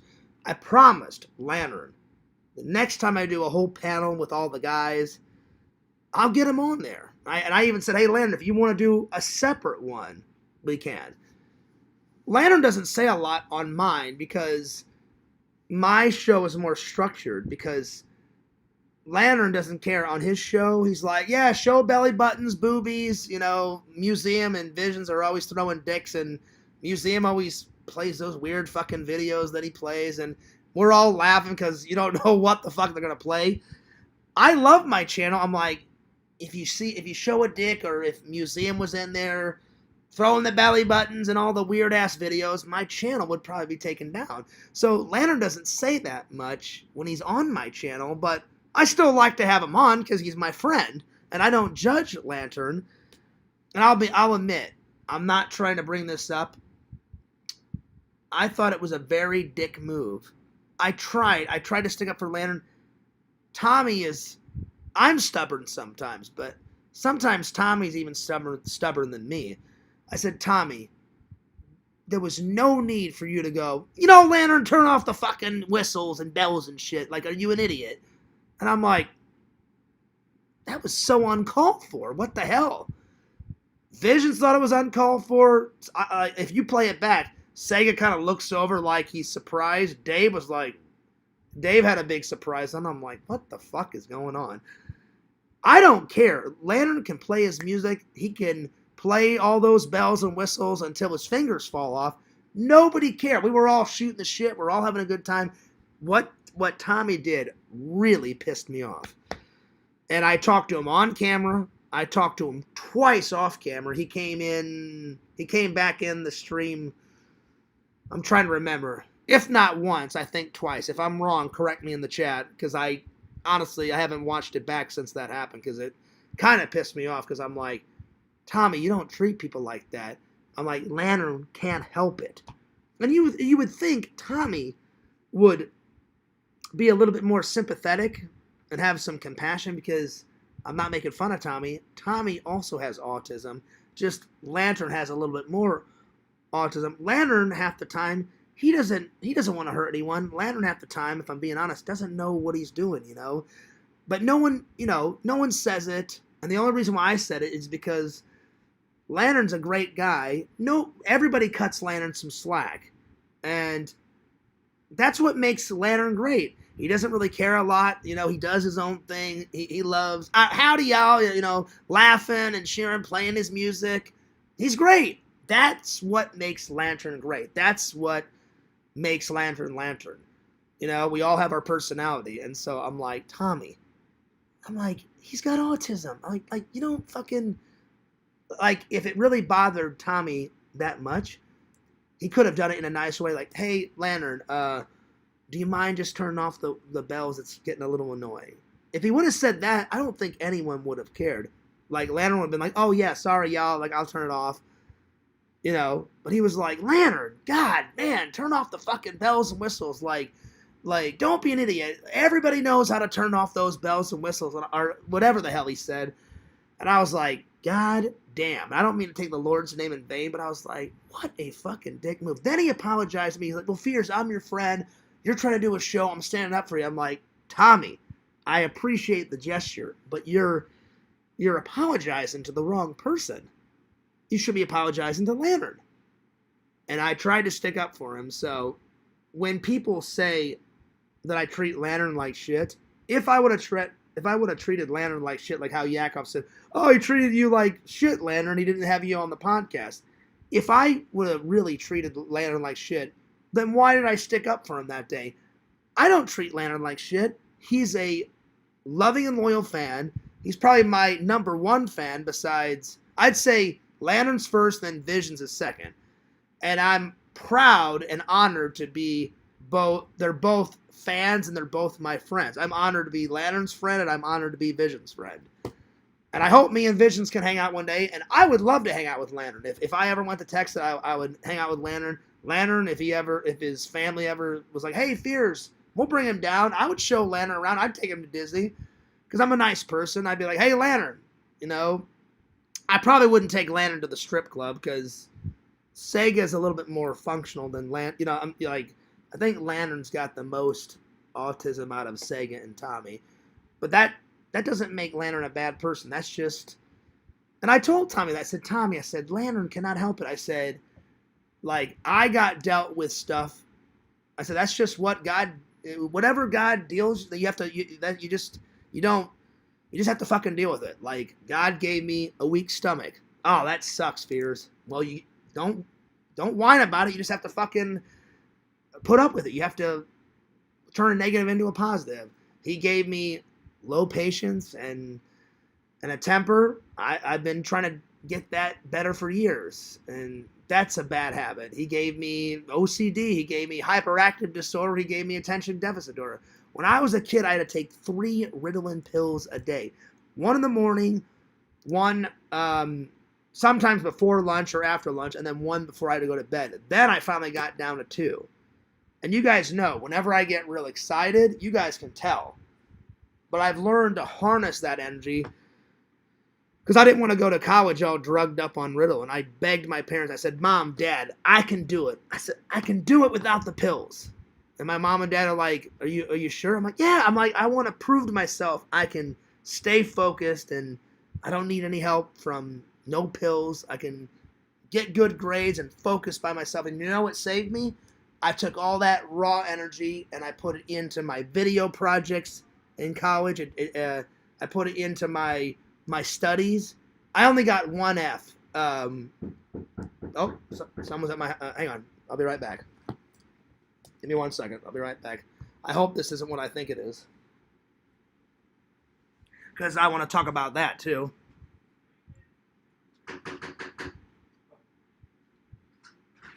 Oh, hey, man. Oh, I'm doing good. Hey, fridge? Yeah. I didn't know if you guys were going to come today. My fridge is working fine, but... Just the bulb? Yeah, the bulb. I was out and about with some friends, and I came home, and the fridge works fine. It's just the light, it's been black in there for a couple of days now. And I tried to unscrew the bulb, but I didn't know how to... It's kind of stuck in there, and I didn't want to fiddle with it and break it. Yeah. Oh, did it break? Oh, dude, you scared me, man. Okay, all right. Well, that's why I didn't fiddle with it, because I said, what if I turn it the wrong way and it breaks and then glass gets all in the... I was like, I'll just let them deal with it. No worries. Yeah, thanks, man. I appreciate it. Beautiful. Yeah, I think... And it came to life. Yes. Well, what happened was I got a little worried because I was out with some friends. I came back. I opened the fridge door, and then it went black, and I went, oh, God, did something break? And then I looked in, and I said, oh, okay, it's just the light. I'm good. So, yeah. Oh, you like that? Yeah. I'm a big nerd. I collect a lot of movie props and stuff. My friend actually bought me one of these. Oh, okay. But all these on my shelf, all these on my shelf, I've just been collecting for years. Damn it, you got the good guys on Chucky. Yeah. No, that shit is worth a lot, right? Well, that's a replica. That's not one of the real ones. Oh, okay. I have some real props back in Missouri, but a lot of these are replicas. Oh, okay. But it's still cool to have a replica. No, but still. Because people, their real attention to detail, and even though I'm like, well, I know it's fake, even though it's a replica, it looks like the real thing. Yeah. So yeah, my newest one, I got that from a convention, like the ooze from Ghostbusters 2. When I was a kid, I used to have one, but he was not the. Then they made the movie. I didn't want it. It was I know it was it wasn't called Good Guy. It was My Buddy. Yeah, My Buddy. My Buddy, because I had one as a kid. Yeah. My Buddy. But I think they designed Chucky This over one, yeah. My Buddy. Yeah. Hi, my name is Chucky. Do you want to play? Oh man, it was nuts. The best kill. Oh. The best kill in it is when that babysitter is like, no, go to bed, Oh, yeah. and then she sees all like the flour and shit on the ground, and she's like, what the hell is this? She turns around and Chucky bashes the shit out of her, in her face, and she goes flying out the window. Yeah. And she falls 4 stories and then lands on a car. I'm like, well, that's double damage. You saw the one with the girl, Chucky's girlfriend? That's the 4th one. That's Brian You Chucky. fucking bitch, and he's gonna try to kill Oh the yeah. fucking... I've only seen 1 through 4. They've made Cold and Chucky and all the other ones, and now they have a TV show. I haven't seen any of that, so I need to catch up. But thanks, man. I appreciate you. Have a good one. Yeah, thanks, man. Thanks, guys. Appreciate it.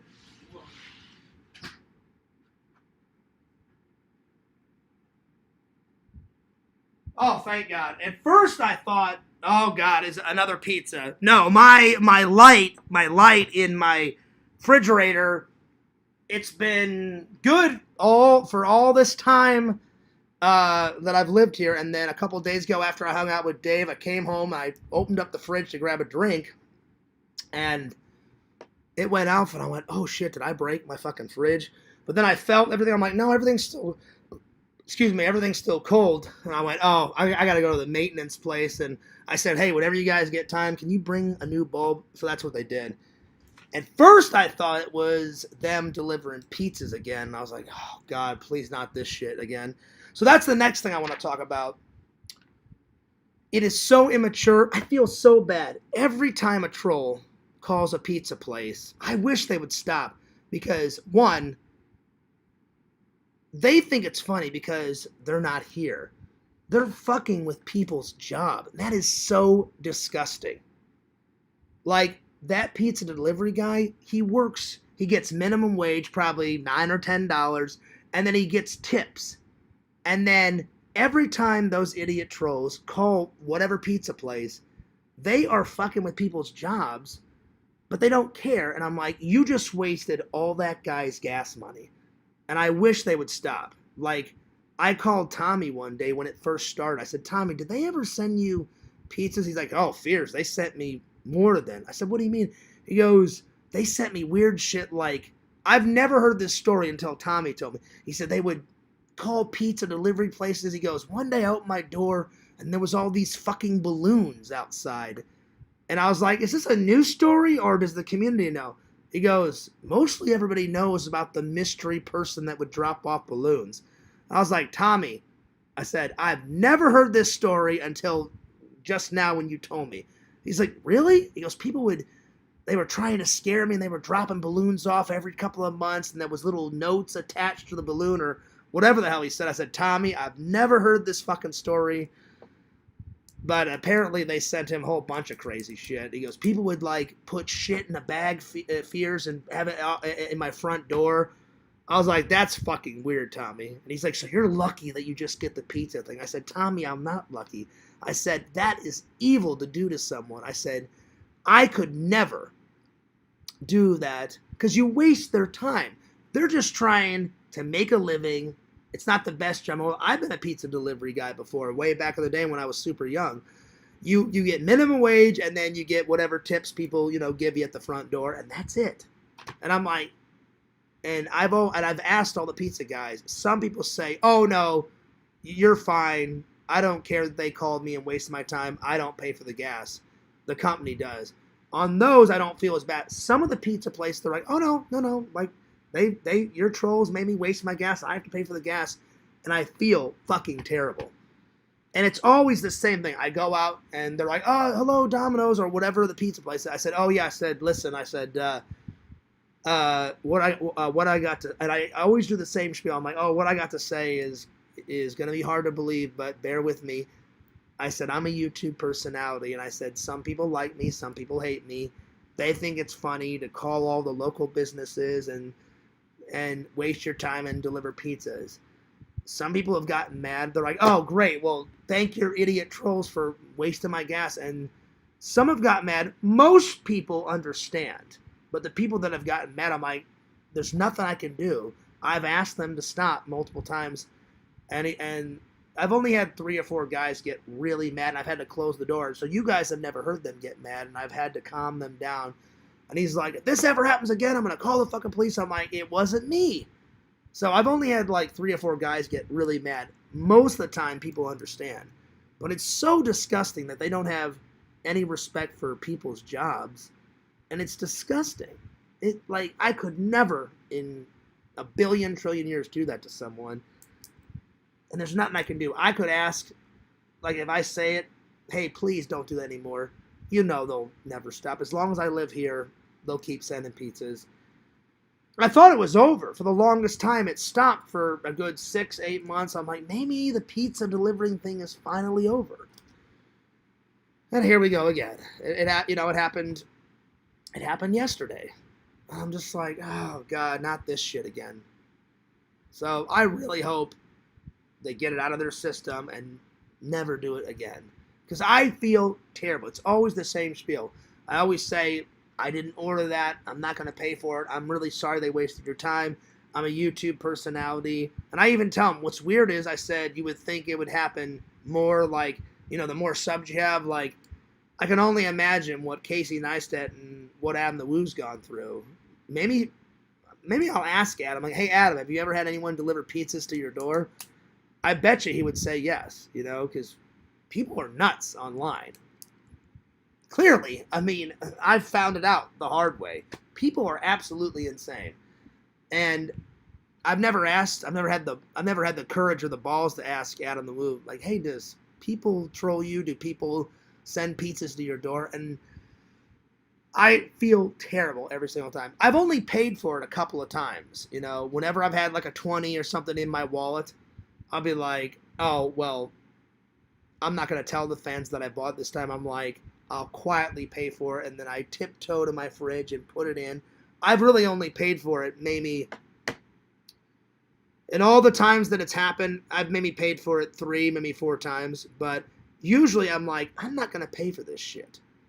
I'm like, because 1, I didn't order it. 2, I'm not hungry at that time. 3, I know what they're doing. They're just doing it to disturb the stream. They're doing it to get a rise out of me. And at first I did, but I don't give them any reaction here. But when I go outside, I feel like a dick. I'm like, I'm really sorry. It's not my fault.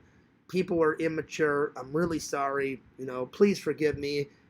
They won't say sorry, but I'll say sorry on their behalf. And like I said, 11 times out of 12 people understand, but that 1%, about 4 or 5 people they've gotten really mad, and they're like, this is fucking bullshit. I don't need this crap. I'm trying to work and earn a living, and they're fucking with my job, and they're fucking with my money. I'm like, I know they are, man, and I'm really, really sorry. And I'm like, there's nothing I can do. I said, I've asked them many times to please stop, and whew, oh, man, I hate when they do that. So that's another thing that makes me bad. All right, I got a couple more topics, and then I'm done. I'm trying to cover everything. So my worst flaw, and I've never lied about it, but people like Yakov said it many times. Why is Fear so angry? Why is he angry? Why do you think? People never cut me any slack. People troll me 24/7. Every day it's something new. So I'll be fine one day, and they're like, well, we haven't fucked with Fears in 3 days. All right, let's open up the battle plan. What are we going to do to him today? And then they start some new shit. So for the last couple of years, I get mad, and then I'm fine, and then I get re-mad, and I get re-mad, and I get re-mad because they will not stop. They will not leave me alone. and I don't know how to get it to stop. I've tried everything. I've tried ignoring. If I ignore them, they try even harder. If I get mad, then they laugh. If I try to ignore them and just block them, well, they get pissed when I block them. So you can't win. I don't know how to get them to leave me alone. They'll probably never leave me alone.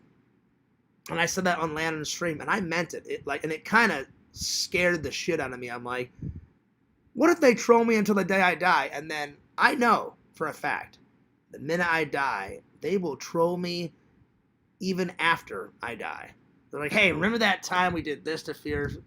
And whenever I die, I said it to Pixel one day, I don't want to be remembered as, oh yeah, we know Fears, the liar and the pissed off asshole 24/7. Like, Pixel said, Fears, even though we've had our disagreements, Pixel said something nice. He said, Fears, I would remember you as the energetic, nice guy that loved movies and loved filmmaking. I said, well, I said, Pixel, I appreciate that you would say that, but I would want everyone to remember me like that. But again, you can't please everybody. So some people would be like, yeah, even though Fears had its quirk and shit, like, he was really a good guy and he was energetic and he tried to put on a good show. And other people would say very mean things. If I died before Quentin would be like, yes, I trolled him and I get to troll him in the afterlife. Yeah. Yakov would have a field day with me if I died. He'd be like, hey guys, we trolled him until he died. I know he would. He's such a bullshit liar. Talk about me lying. Whew. That guy's intense. Him making stories that I travel to carry and the 400 pizzas and all that fucking noise. I'm like, you are so full of shit, it's beyond belief. Wow. And then I don't like how aggressive we've only agreed ever on, I thought one thing, but he said, he's a smart ass, and he's like, well, technically, me and Fears, agree on 3 things. I'm like, oh, God. I'm like, you can never win with this asshole.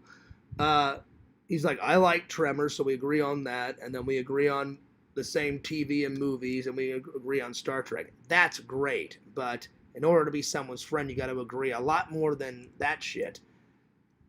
He is so in your face. He's like, fuck all religions. Fears, your fucking religion is the devil. Who is he to say that? Only my religion is the best. He's like trying to hypnotize.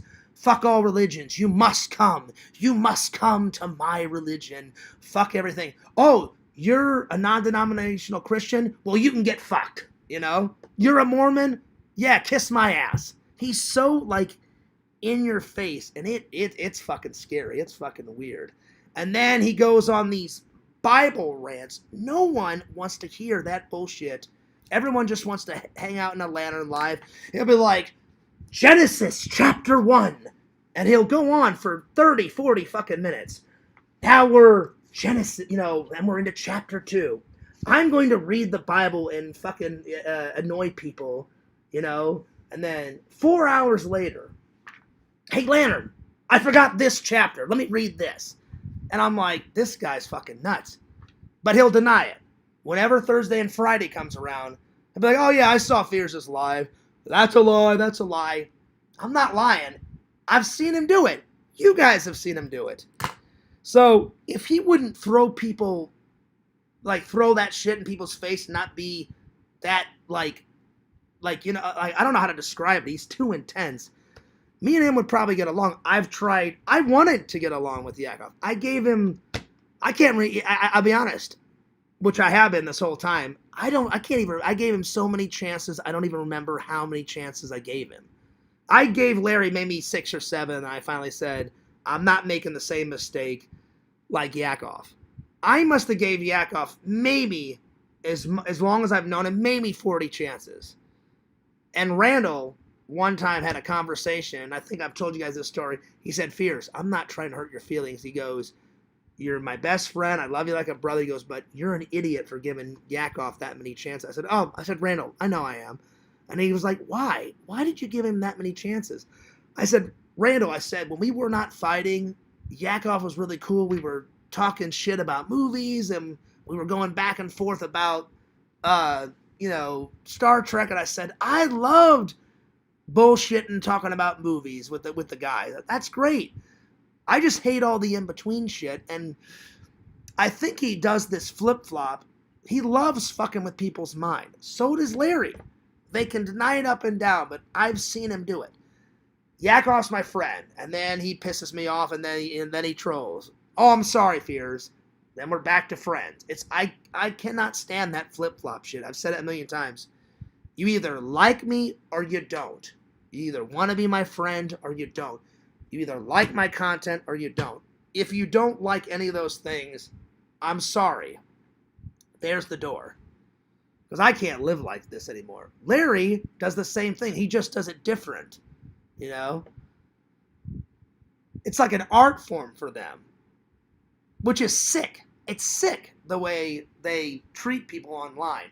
I like, trolls are weird, man. They love getting people upset and destroy their life for their own sick fucking pleasure. It's sadistic. It's fucking weird. I would never go, I'm going to make that person's life a living hell, and then laugh, and then they waste all this time with, we're going to, track Fears' every move. We're going to document it. It's got to be in the archive. None of that shit matters. And then Quentin's fucking deranged, like, I'm the Oracle and I'm in charge of the Mockingbird. Who gives a shit? Who gives a flying fuck about all that crap? It's such a goddamn waste of time. It's ridiculous. It's insane. It's insane. I feel a lot better getting all this shit out. Oh my God. I pray to God so many times. I wish we could all get along. I hate drama. I can't stand this shit. Oh, I don't know what to do. I honestly, I've asked myself, I'm like, Fears, how are you going to fix this? And I've looked in the mirror, I'm like, that's a good question. I don't know. I have no idea. And I'm not trying to be over dramatic. I'm being as straightforward and honest with you guys as possible. It's scary. Every topic I've talked about is, and I'm really trying not to forget anything, because I'm telling you, if I forget one thing that I've lied about or talk about the drama, and if I forget one thing that I need to tell the truth about, don't call me on it. And I know I'm going to forget something. I'm trying to hit all the highlights because I know I'm going to forget something because I'm not perfect. So, yeah. What else? Oh, the newest things. Okay, so I don't know who it is. There's two people constantly calling me. Larry, and then there's this other guy. I am not bullshitting. Larry has never said, I'm going to kill you, Fears, and all that. Larry's just, he says the same thing. He's like, dude, if you don't unblock me on any of my channels, I'm just going to keep up in the ante. And he goes, I'm not going to stop until you unblock me. And then the most violent one was the other night when he was like, you treat Sega and Lantern like shit. Like, you better watch your fucking back. Like, we know your every move. We're going to cause your life a living hell. I'm going to call Jeff and make your life a living hell at the cons, which is sadistic. He goes, I'm going to make your trip a living hell when you get to Missouri to visit your family and friends. And I'm like, that's so fucking weird. So why would I unblock Larry if he constantly harasses me?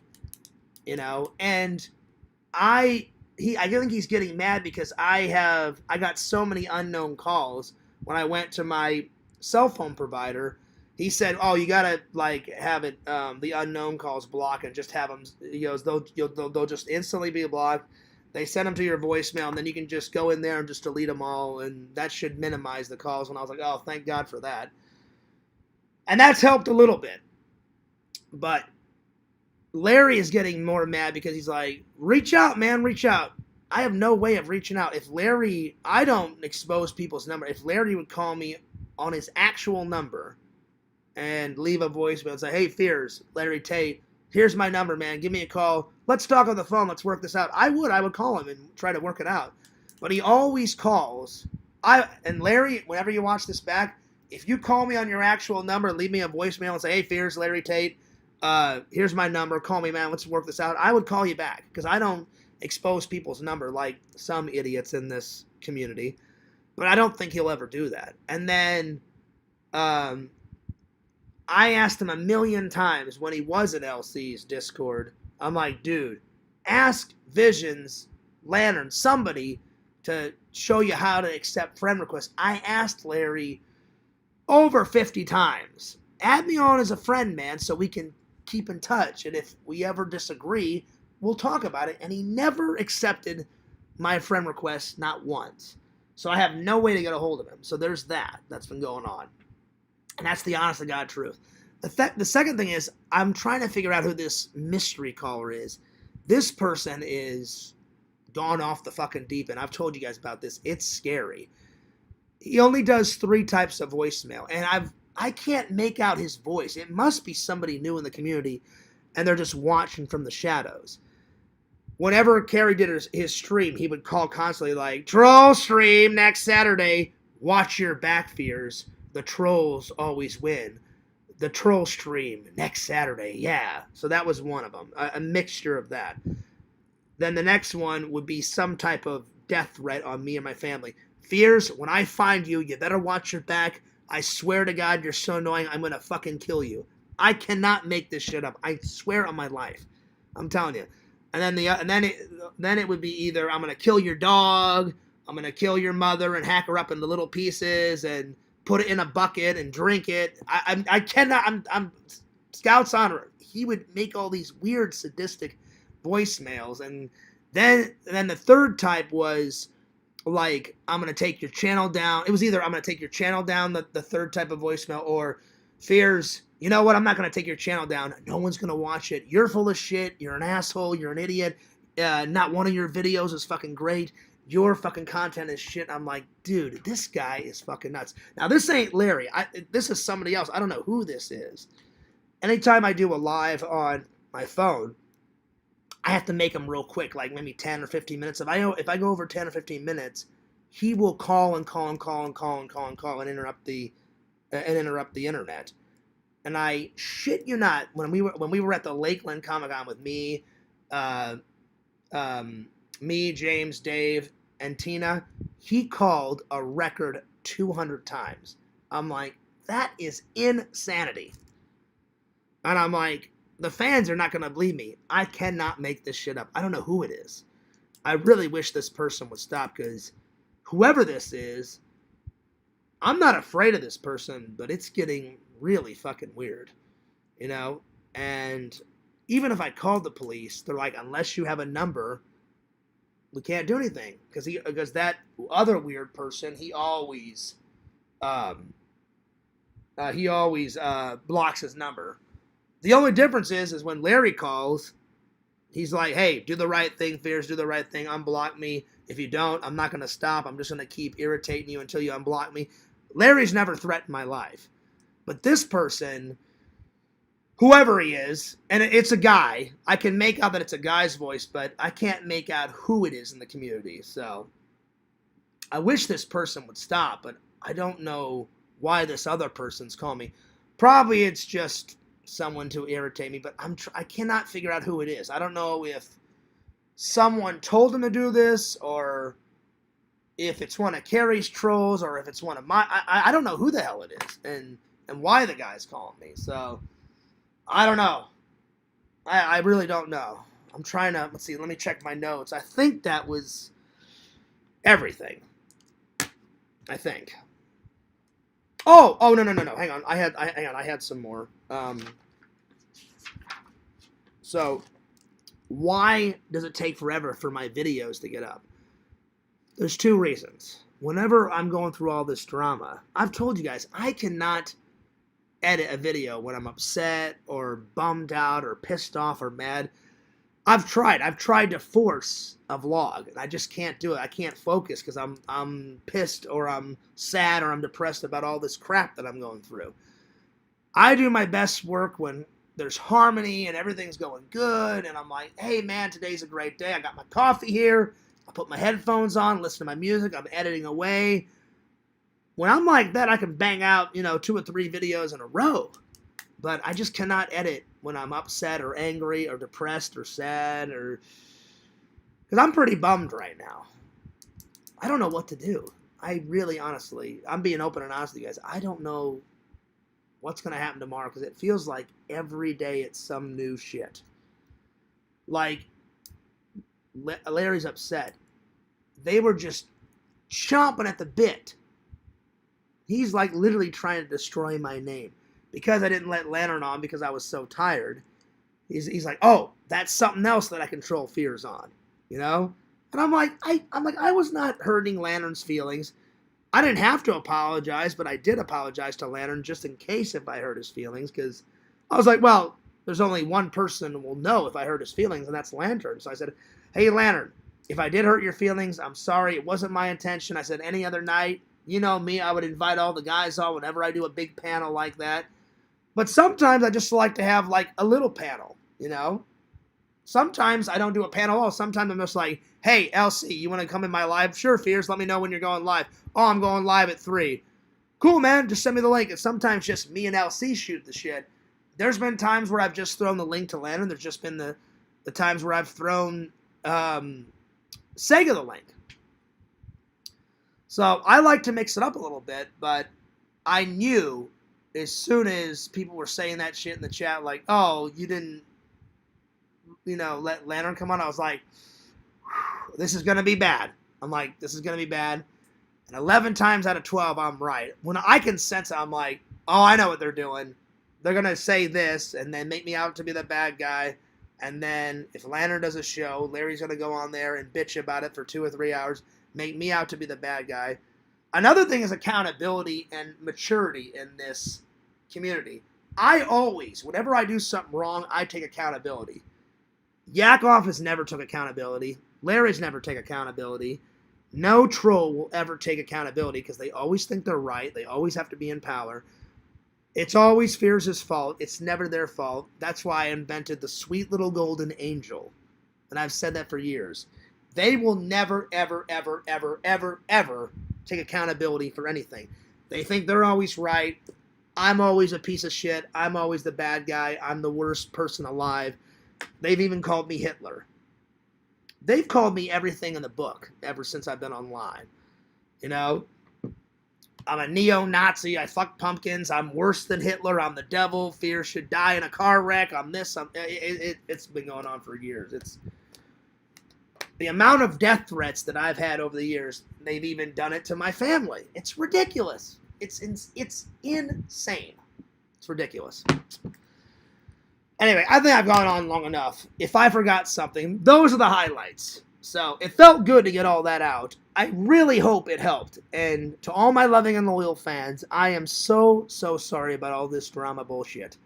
I really hope that things get better because I can't take much more, and I'm being dead honest. Every day it's something new. I'm like, I just want this shit to stop. I don't want to deal with this shit anymore. Every gray hair I have is due to these idiots. Like, and I've told you guys this many times. I am not good at handling stress. I think I've proven that over the years. And the last 2 years, YouTube has not been fun in a long time. I wish it could go back to the fun times. It's like a chore now. But I'm not going to give up because then the trolls would win. And then I'm not going to quit for 3 reasons. 1, my passion for still editing content. I love making content, a beginning, middle, and end, whatever it is, whether it's a funny cartoon or a vlog or a live or whatever. I love making content, whatever the content is. 2, if I quit, that means the trolls would ultimately win. I've thought about quitting, and every time I thought about quitting, I'm like, don't quit, Fears, just take a break. And then the 3rd reason is I would let down all my loving and loyal fans, because there are some people that are like, Fears, I've been a loving and loyal fan for years, I'm cheering you on, I want good things for you. A lot of people are like that, and I love my fans for that, and I appreciate all my loving and loyal fans that understand what I go through day in, day out, and I hope that this stream did some good. I was not mad. I thought I did a very good job. I wrote some things I thought of on the spot, but I actually did write down some notes. Not many. I just jotted a few. Hey, Fears, cover this, cover that, cover this, cover that. If I didn't get to something, then I apologize, but I tried to hit all the major stuff. But again, I'm not perfect. I'm sure I left some things out. So if I left something out, I'm sorry. It felt good to get it off my chest. It's like a weight's been lifted. I didn't mean to go this long, 2 hours and 24 minutes. I was going to try to get all this done in an hour because now I'm starting to get a little sleepy because I haven't went to bed yet. But because I was thinking about this stuff all night, when I got to work, I just worked. When I got home, before I went for my walk, I tried to sleep for, I don't know, 15, 20 minutes, and I couldn't do it because I kept thinking about all this drama. And I went, oh, fuck it, Fears. Just get up, stay up, just sleep later. And then I said, oh, I know, I'll go for a walk and I'll tire myself out. I said, then when I get back, I'll have a shower and then I'll go to sleep. I tried again, and I was still wide awake. And I was like, you know what? I said, people keep saying, Fears, just tell the truth, just tell the truth. I'm like, all right, well, I'll just do a truth stream about myself. And I said, I'll try to cover everything. And I said, I'll try to not only tell the truth about everything and remember as much as I can, but it'll be a good way to de-stress and get all this stress and all this bullshit like off my shoulders, and it's good to just talk it out. The only reason why I didn't open up the chat is I wanted to stay focused because I had certain things I wanted to say. So now that I've finished, I'm afraid to open up the chat, but Larry and Yakov and everybody would call me a pussy if I did not open up the chat. So I will try to read. Hopefully there's not too many comments. If it's too much, then I just may say, hey, I'm not going to go through all these comments because I really am getting tired. And now it's 12, and I only had a little breakfast, so I may make some lunch and then take a nap. And then the next video on the main channel, I asked Randall's permission. He said yes, but I made something for Randall since he is my best friend, and I'm going to debut something in honor of Randall on the main channel because I was like, I got to get some content up on the main channel because I've been so behind on... I've been behind and I've been so focused on getting the vlogs up. I was like, well, don't forget about the main channel because you don't want your fans thinking, oh, it's a dead channel. It's not. I like putting uploads on both. Whew, I'm nervous. So I hope everybody at least... I know that I bet you there's some people in there because I've been going for a while. I bet you there's some trolls in there saying lies, bullshit, you're full of crap, Fears. And I know a lot of my loyal fans were willing to hear me out and say, we'll give Fears a chance. We'll let him get it off his chest. I could be wrong, though. Maybe no trolls in there, and maybe people are just intently listening and said, we'll give Fears a chance. Let's hear what he's got to say. And I meant everything from the heart. Everything was open and honest. I hope everybody believes me because I haven't been this truthful in a long time. It felt great to get all this shit out in the open. And again, I think I've suffered for whatever mistakes I've made in the past. I don't put this on any of my villains, or any of the people that I hate. Like, even though I hate Quentin, I would never want anyone to troll him as bad as I've gotten it. Even Yak, even though I don't like Yak, he's a troublemaker. Anyone would crack. I love it. Like, I'm not trying to make fun of Jason. I laughed at him when he said a long time ago, he said, Fears, I would never act the way you act. I'm like, you're lying. You're lying. I said, Jason, not just you, Jason. I said, if anybody got this amount of shit, every single one of you, every human has got their breaking point. I said, Jason, you're full of shit. And I was like, if you got trolled as much as me every day, all day, every day, all day, every day, see how that's getting annoying? I said, Jason, eventually everyone has got their breaking point. And I said, it may take you longer to break. You would break. The dude, I remember once said, Fears, I would never break. I'm like, I do not believe you. If someone keeps going like this for like 5 hours, the dude would get pissed and be like, stop fucking poking me. Jason, anyone would break with the amount of shit I go through. It may take a little bit longer for some people because some people have better patience than me, but eventually every human would crack. And if they say they wouldn't, they're full of shit and they're just lying to themselves. So, but yeah. Anyway, I thought I was open and honest. I hope everybody. I don't know if it was an enjoyable stream, but I hope everybody understood where I was coming from. I hope everybody understood why I did it. I hope everybody understands and at least heard me out. I hope people believe me more now, because I do not want to be remembered as an asshole, a lying asshole, and a boy that called. I mean, well, not a boy, a man that cried wolf. However that thing goes. Another thing that, like, just rips me is sometimes I have hard times, like I mispronounce words, and Yakov is so smug and he thinks he's perfect. You guys don't think I don't see it. People make fun of the way I talk. Like when I say court gesture, you guys know what the fuck I'm saying. But they'll be like, oh God, Fierce can't even fucking talk. And they'll put all that bullshit in the chat.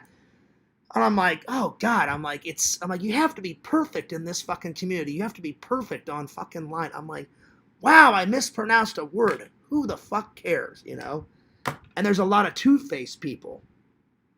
Like, I don't mean to call Kate out, but she does it. I'll say hello, or not even Kate, just whoever that is in the middle. Like, they don't know if they like me or they don't.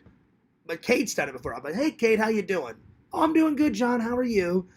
And then she'll be in, like, a lantern and be like, oh, my God. Do you believe Fears? He's this, he's that. So there's a lot of two-faced people in this community. And I'm like, oh, so now people are talking behind my back. There's lots of people like that. Not everybody, but I'm like, I could never do that to someone. If I don't like someone, I'm very direct. I'm like, I don't like you. I'm not going to spend my time talking behind your back. I don't like you, you know? I would never say, oh, hi, Fears. Oh, good. I'm glad you're doing good. And then go into another stream and go, oh, my God. Did you hear what Fears did? Oh, God, he's such a fucking horrible person. Oh, God. Yeah, fuck him. And I've seen her do it. She hasn't said that exact line, but she's talked behind my back. Other people have talked behind my back. I'm like, you got something to say? Say it right to my fucking face, you know? Anyway. Again, it's all about a lack of respect in the community, and there's a lot of immature people. I'll go back to Yakov. He can never take anything seriously. When I was talking in Lantern's chat, he's like, oh, I love it. I love the reactions. Num. All that's unnecessary, and it's so fucking immature. And I'm like, are you a 5-year-old? Are you a little fucking baby getting spoon-fed baby food, or do you want to be a fucking adult? You know? I'm like, come on. Enough of this num shit. And so I mimicked him. I said, hey, Lantern. I said, I loved, Yakov's response. Yum. I said, see, I can do it too. Ooh, yeah. Oh, okay. I'm just like, God, the immaturity in here is ridiculous. Again, Larry does not act like a 52-year-old man. I'm like, whew. Carrie does not act. Carrie, wait, let's see. I can't remember how old Carrie is. I think Carrie's almost as old as. No. She's not as old as Larry. She's in her late 40s, I believe. She does not act like a woman in her late 40s. Like, oh, man. And I'll admit it, sometimes I don't act my age. I try to act my age a lot, but, I mean, sometimes I like to goof off and stuff, but the amount of immaturity and the lack of respect is just ridiculous. Anyway, I've said my piece. So I want to thank everybody for watching. I got to go and get something to eat, but I will open up the chat. But again, like I said, I'll reiterate, when people watch this back, I did not do this stream to cause more drama. I did this stream to help people understand what I go through, why I have low patience because of all this shit, why I get angry, why I'm so angry. A lot of it's because of all the topics that I talked about in this stream. So yeah, and I hope it did some good. I really hope it didn't do the reverse. I really hope some good comes out of this stream. I said, Fears, just go in there and just speak from the heart. And I did. The whole time I've spoken from the heart. Because something has to change. I cannot live like this anymore. YouTube is not fun anymore. It's a fucking chore. Sometimes I regret doing live. Sometimes I'm like, oh God, something has to change. It's a lot. And I don't want to live like this anymore. And I shouldn't have to live like this anymore. And I don't deserve all this crap. It's ridiculous. So I appreciate the people understanding, and I appreciate everybody watching. And I'm sure there's going to be some naysayers. Someone will watch all this. And I hate to call Larry out. I bet you when Thursday and Friday rolls around, like, oh, did you see? He won't sit down and watch it and actually listen to the words. He'll be like, oh, yeah, that whole 2 hours. Yeah, Fears is so full of shit. I'm making a prediction. If he doesn't say that, I'll be astounded. Yakov will probably say something to that effect, too. So, again, you can't please everybody, but I wish we could all get along. Oh, I wish I could snap my fingers and we could all get along. Another thing I really regret is as much nice people there are in the community. I've said it a million times. There's more bad people in the community than good. There's a lot of good people, but there's so many trolls in this community. I wish I could time travel back and just say no to Raz's invitation. If I would have said no, probably none of those trolls would have ever found me. But I was an idiot, and he seemed nice. And I said, oh, cool, I've never been on someone's panel. I've never done a live at that point.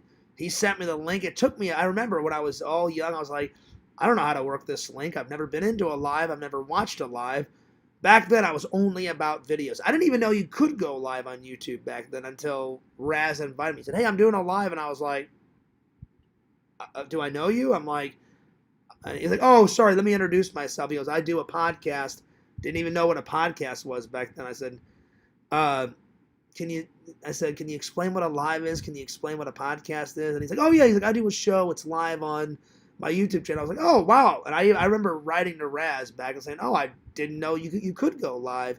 I don't remember our exact conversation, but there is so many times where I'm like, it could have went, if I would have went this way, what would have happened?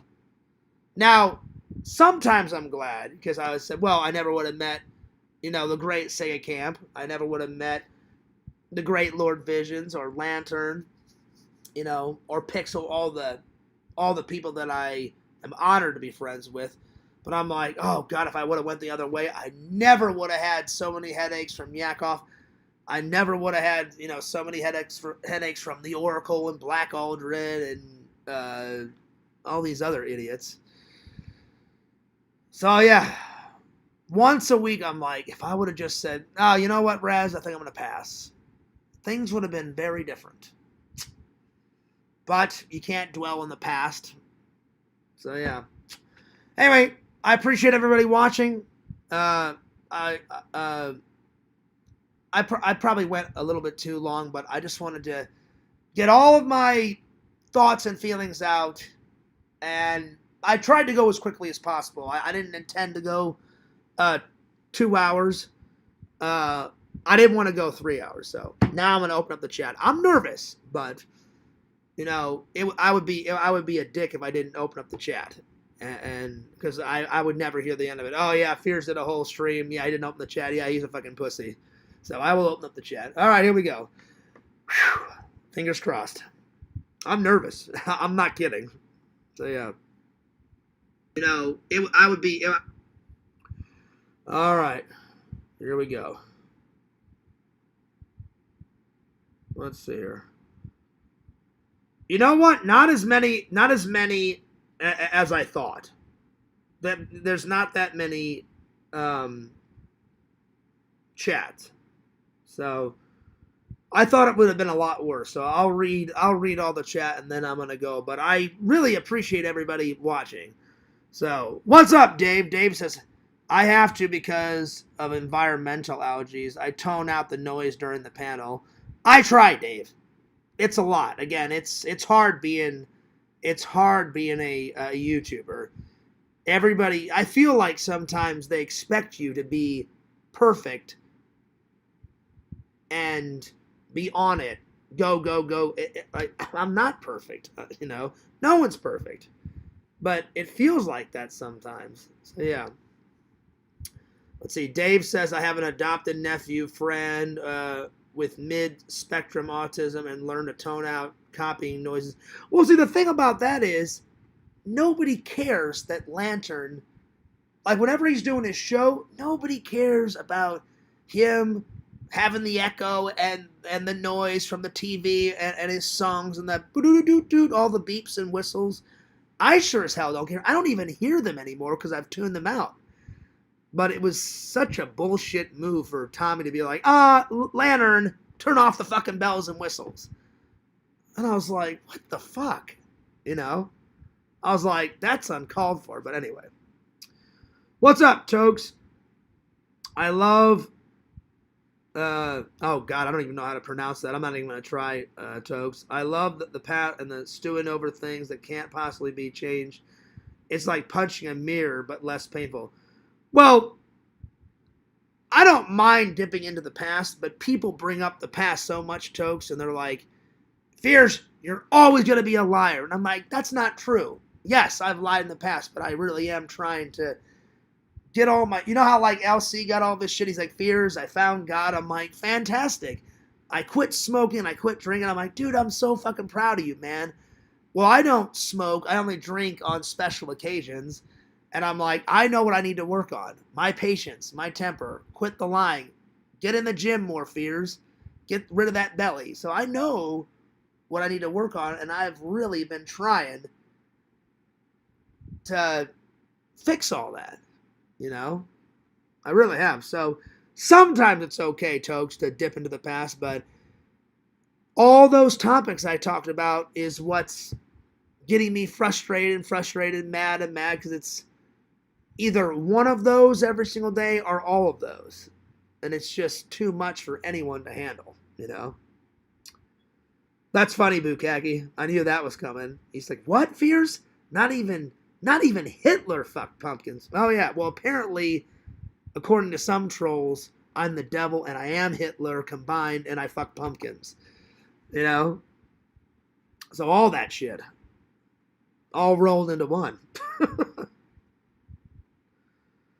Let's see. Tina says, hi, Bukaki. Hi, Tina.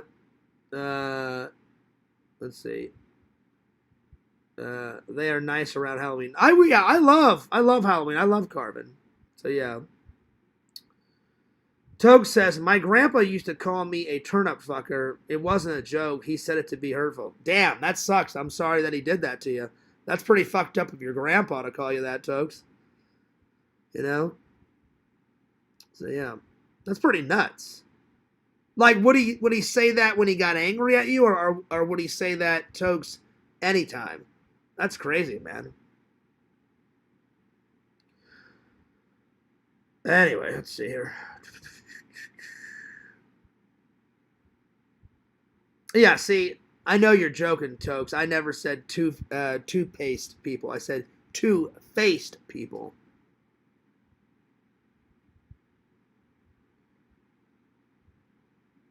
So, yeah.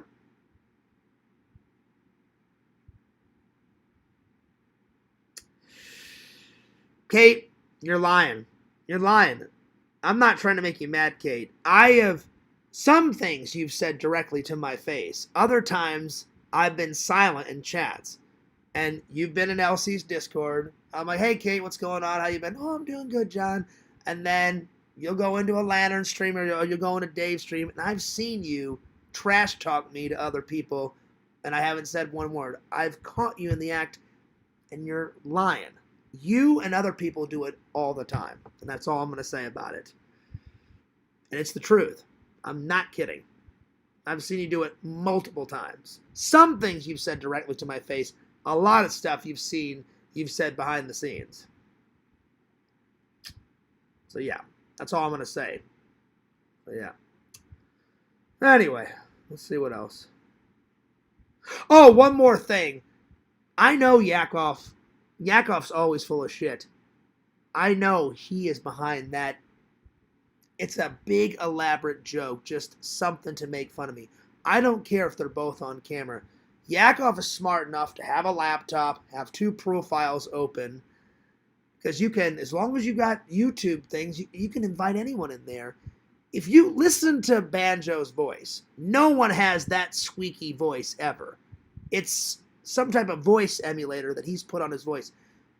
Watch Yakov speak, and then you'll hear Banjo, and just take away the squeaky voice and listen to Yakov's voice, and it sounds the exact same, just with like his normal voice, like, yo, Lantern, chicken jockey. And then I'll be like, yo, Lantern, chicken jockey. He's not fooling me. He's not fooling anyone. They're one and the same. The dude has never lied to me ever. Why would he magically, like Yakov said, oh yeah, the dude lied. So the dude lied and Fears lied. The dude's never lied. I've known the dude for a very long time. I believe him. The dude would never lie to me. He's never lied to anyone in the community. He's never lied to anyone in the community. That's all I'm going to say about that.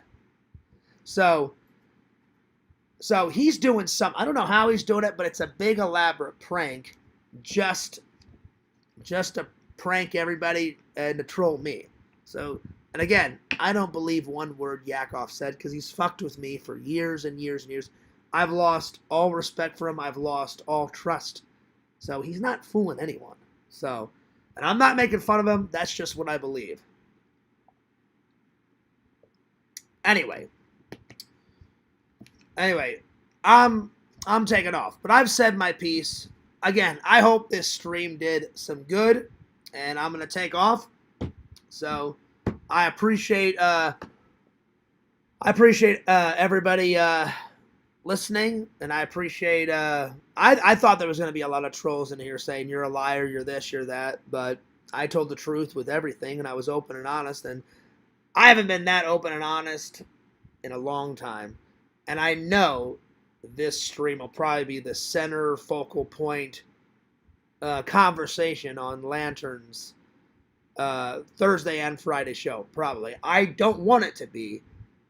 Maybe they'll surprise me, but they'll watch it and go, oh, wow, oh, we got lots of shit planned for Thursday and Friday, and I didn't want to do it for that. I did it to open everybody's eyes, to try to get people to believe me, to say, this is why I'm so mad, this is why I'm so frustrated, this is what's bothering me. Just hear me out, listen to me. I'm not evil, I'm not this, I'm not that, and I hope people understand what I go through. And I hope things get better. I did it to not make it worse. I was like, I hope things get better if they just sit down, stop psychoanalyzing me, and just listen to where the hell I'm coming from. Anyway, I'm taking off because I am getting tired now, and I'm getting hungry. So, because I haven't slept. So before I start working on the video project for the main channel, I got to get some sleepy time, and I got to get some food in me. So I appreciate everybody watching, and God bless. And don't forget to like, comment, and subscribe to my friend Lantern. He does a show every Thursday night and every Friday night. Don't forget to like, comment, and subscribe to my friend Dave, and he renamed his channel Strong Bear 196. Dave, you said you're over, I think he said he's over 80 now, which is good. That's good, buddy. Let's get him to 100 very soon. Subscribe to my friend Cameo Man 2021 and his second channel, The Mayor of Magic. Subscribe to, who have I not gave a plug in a while?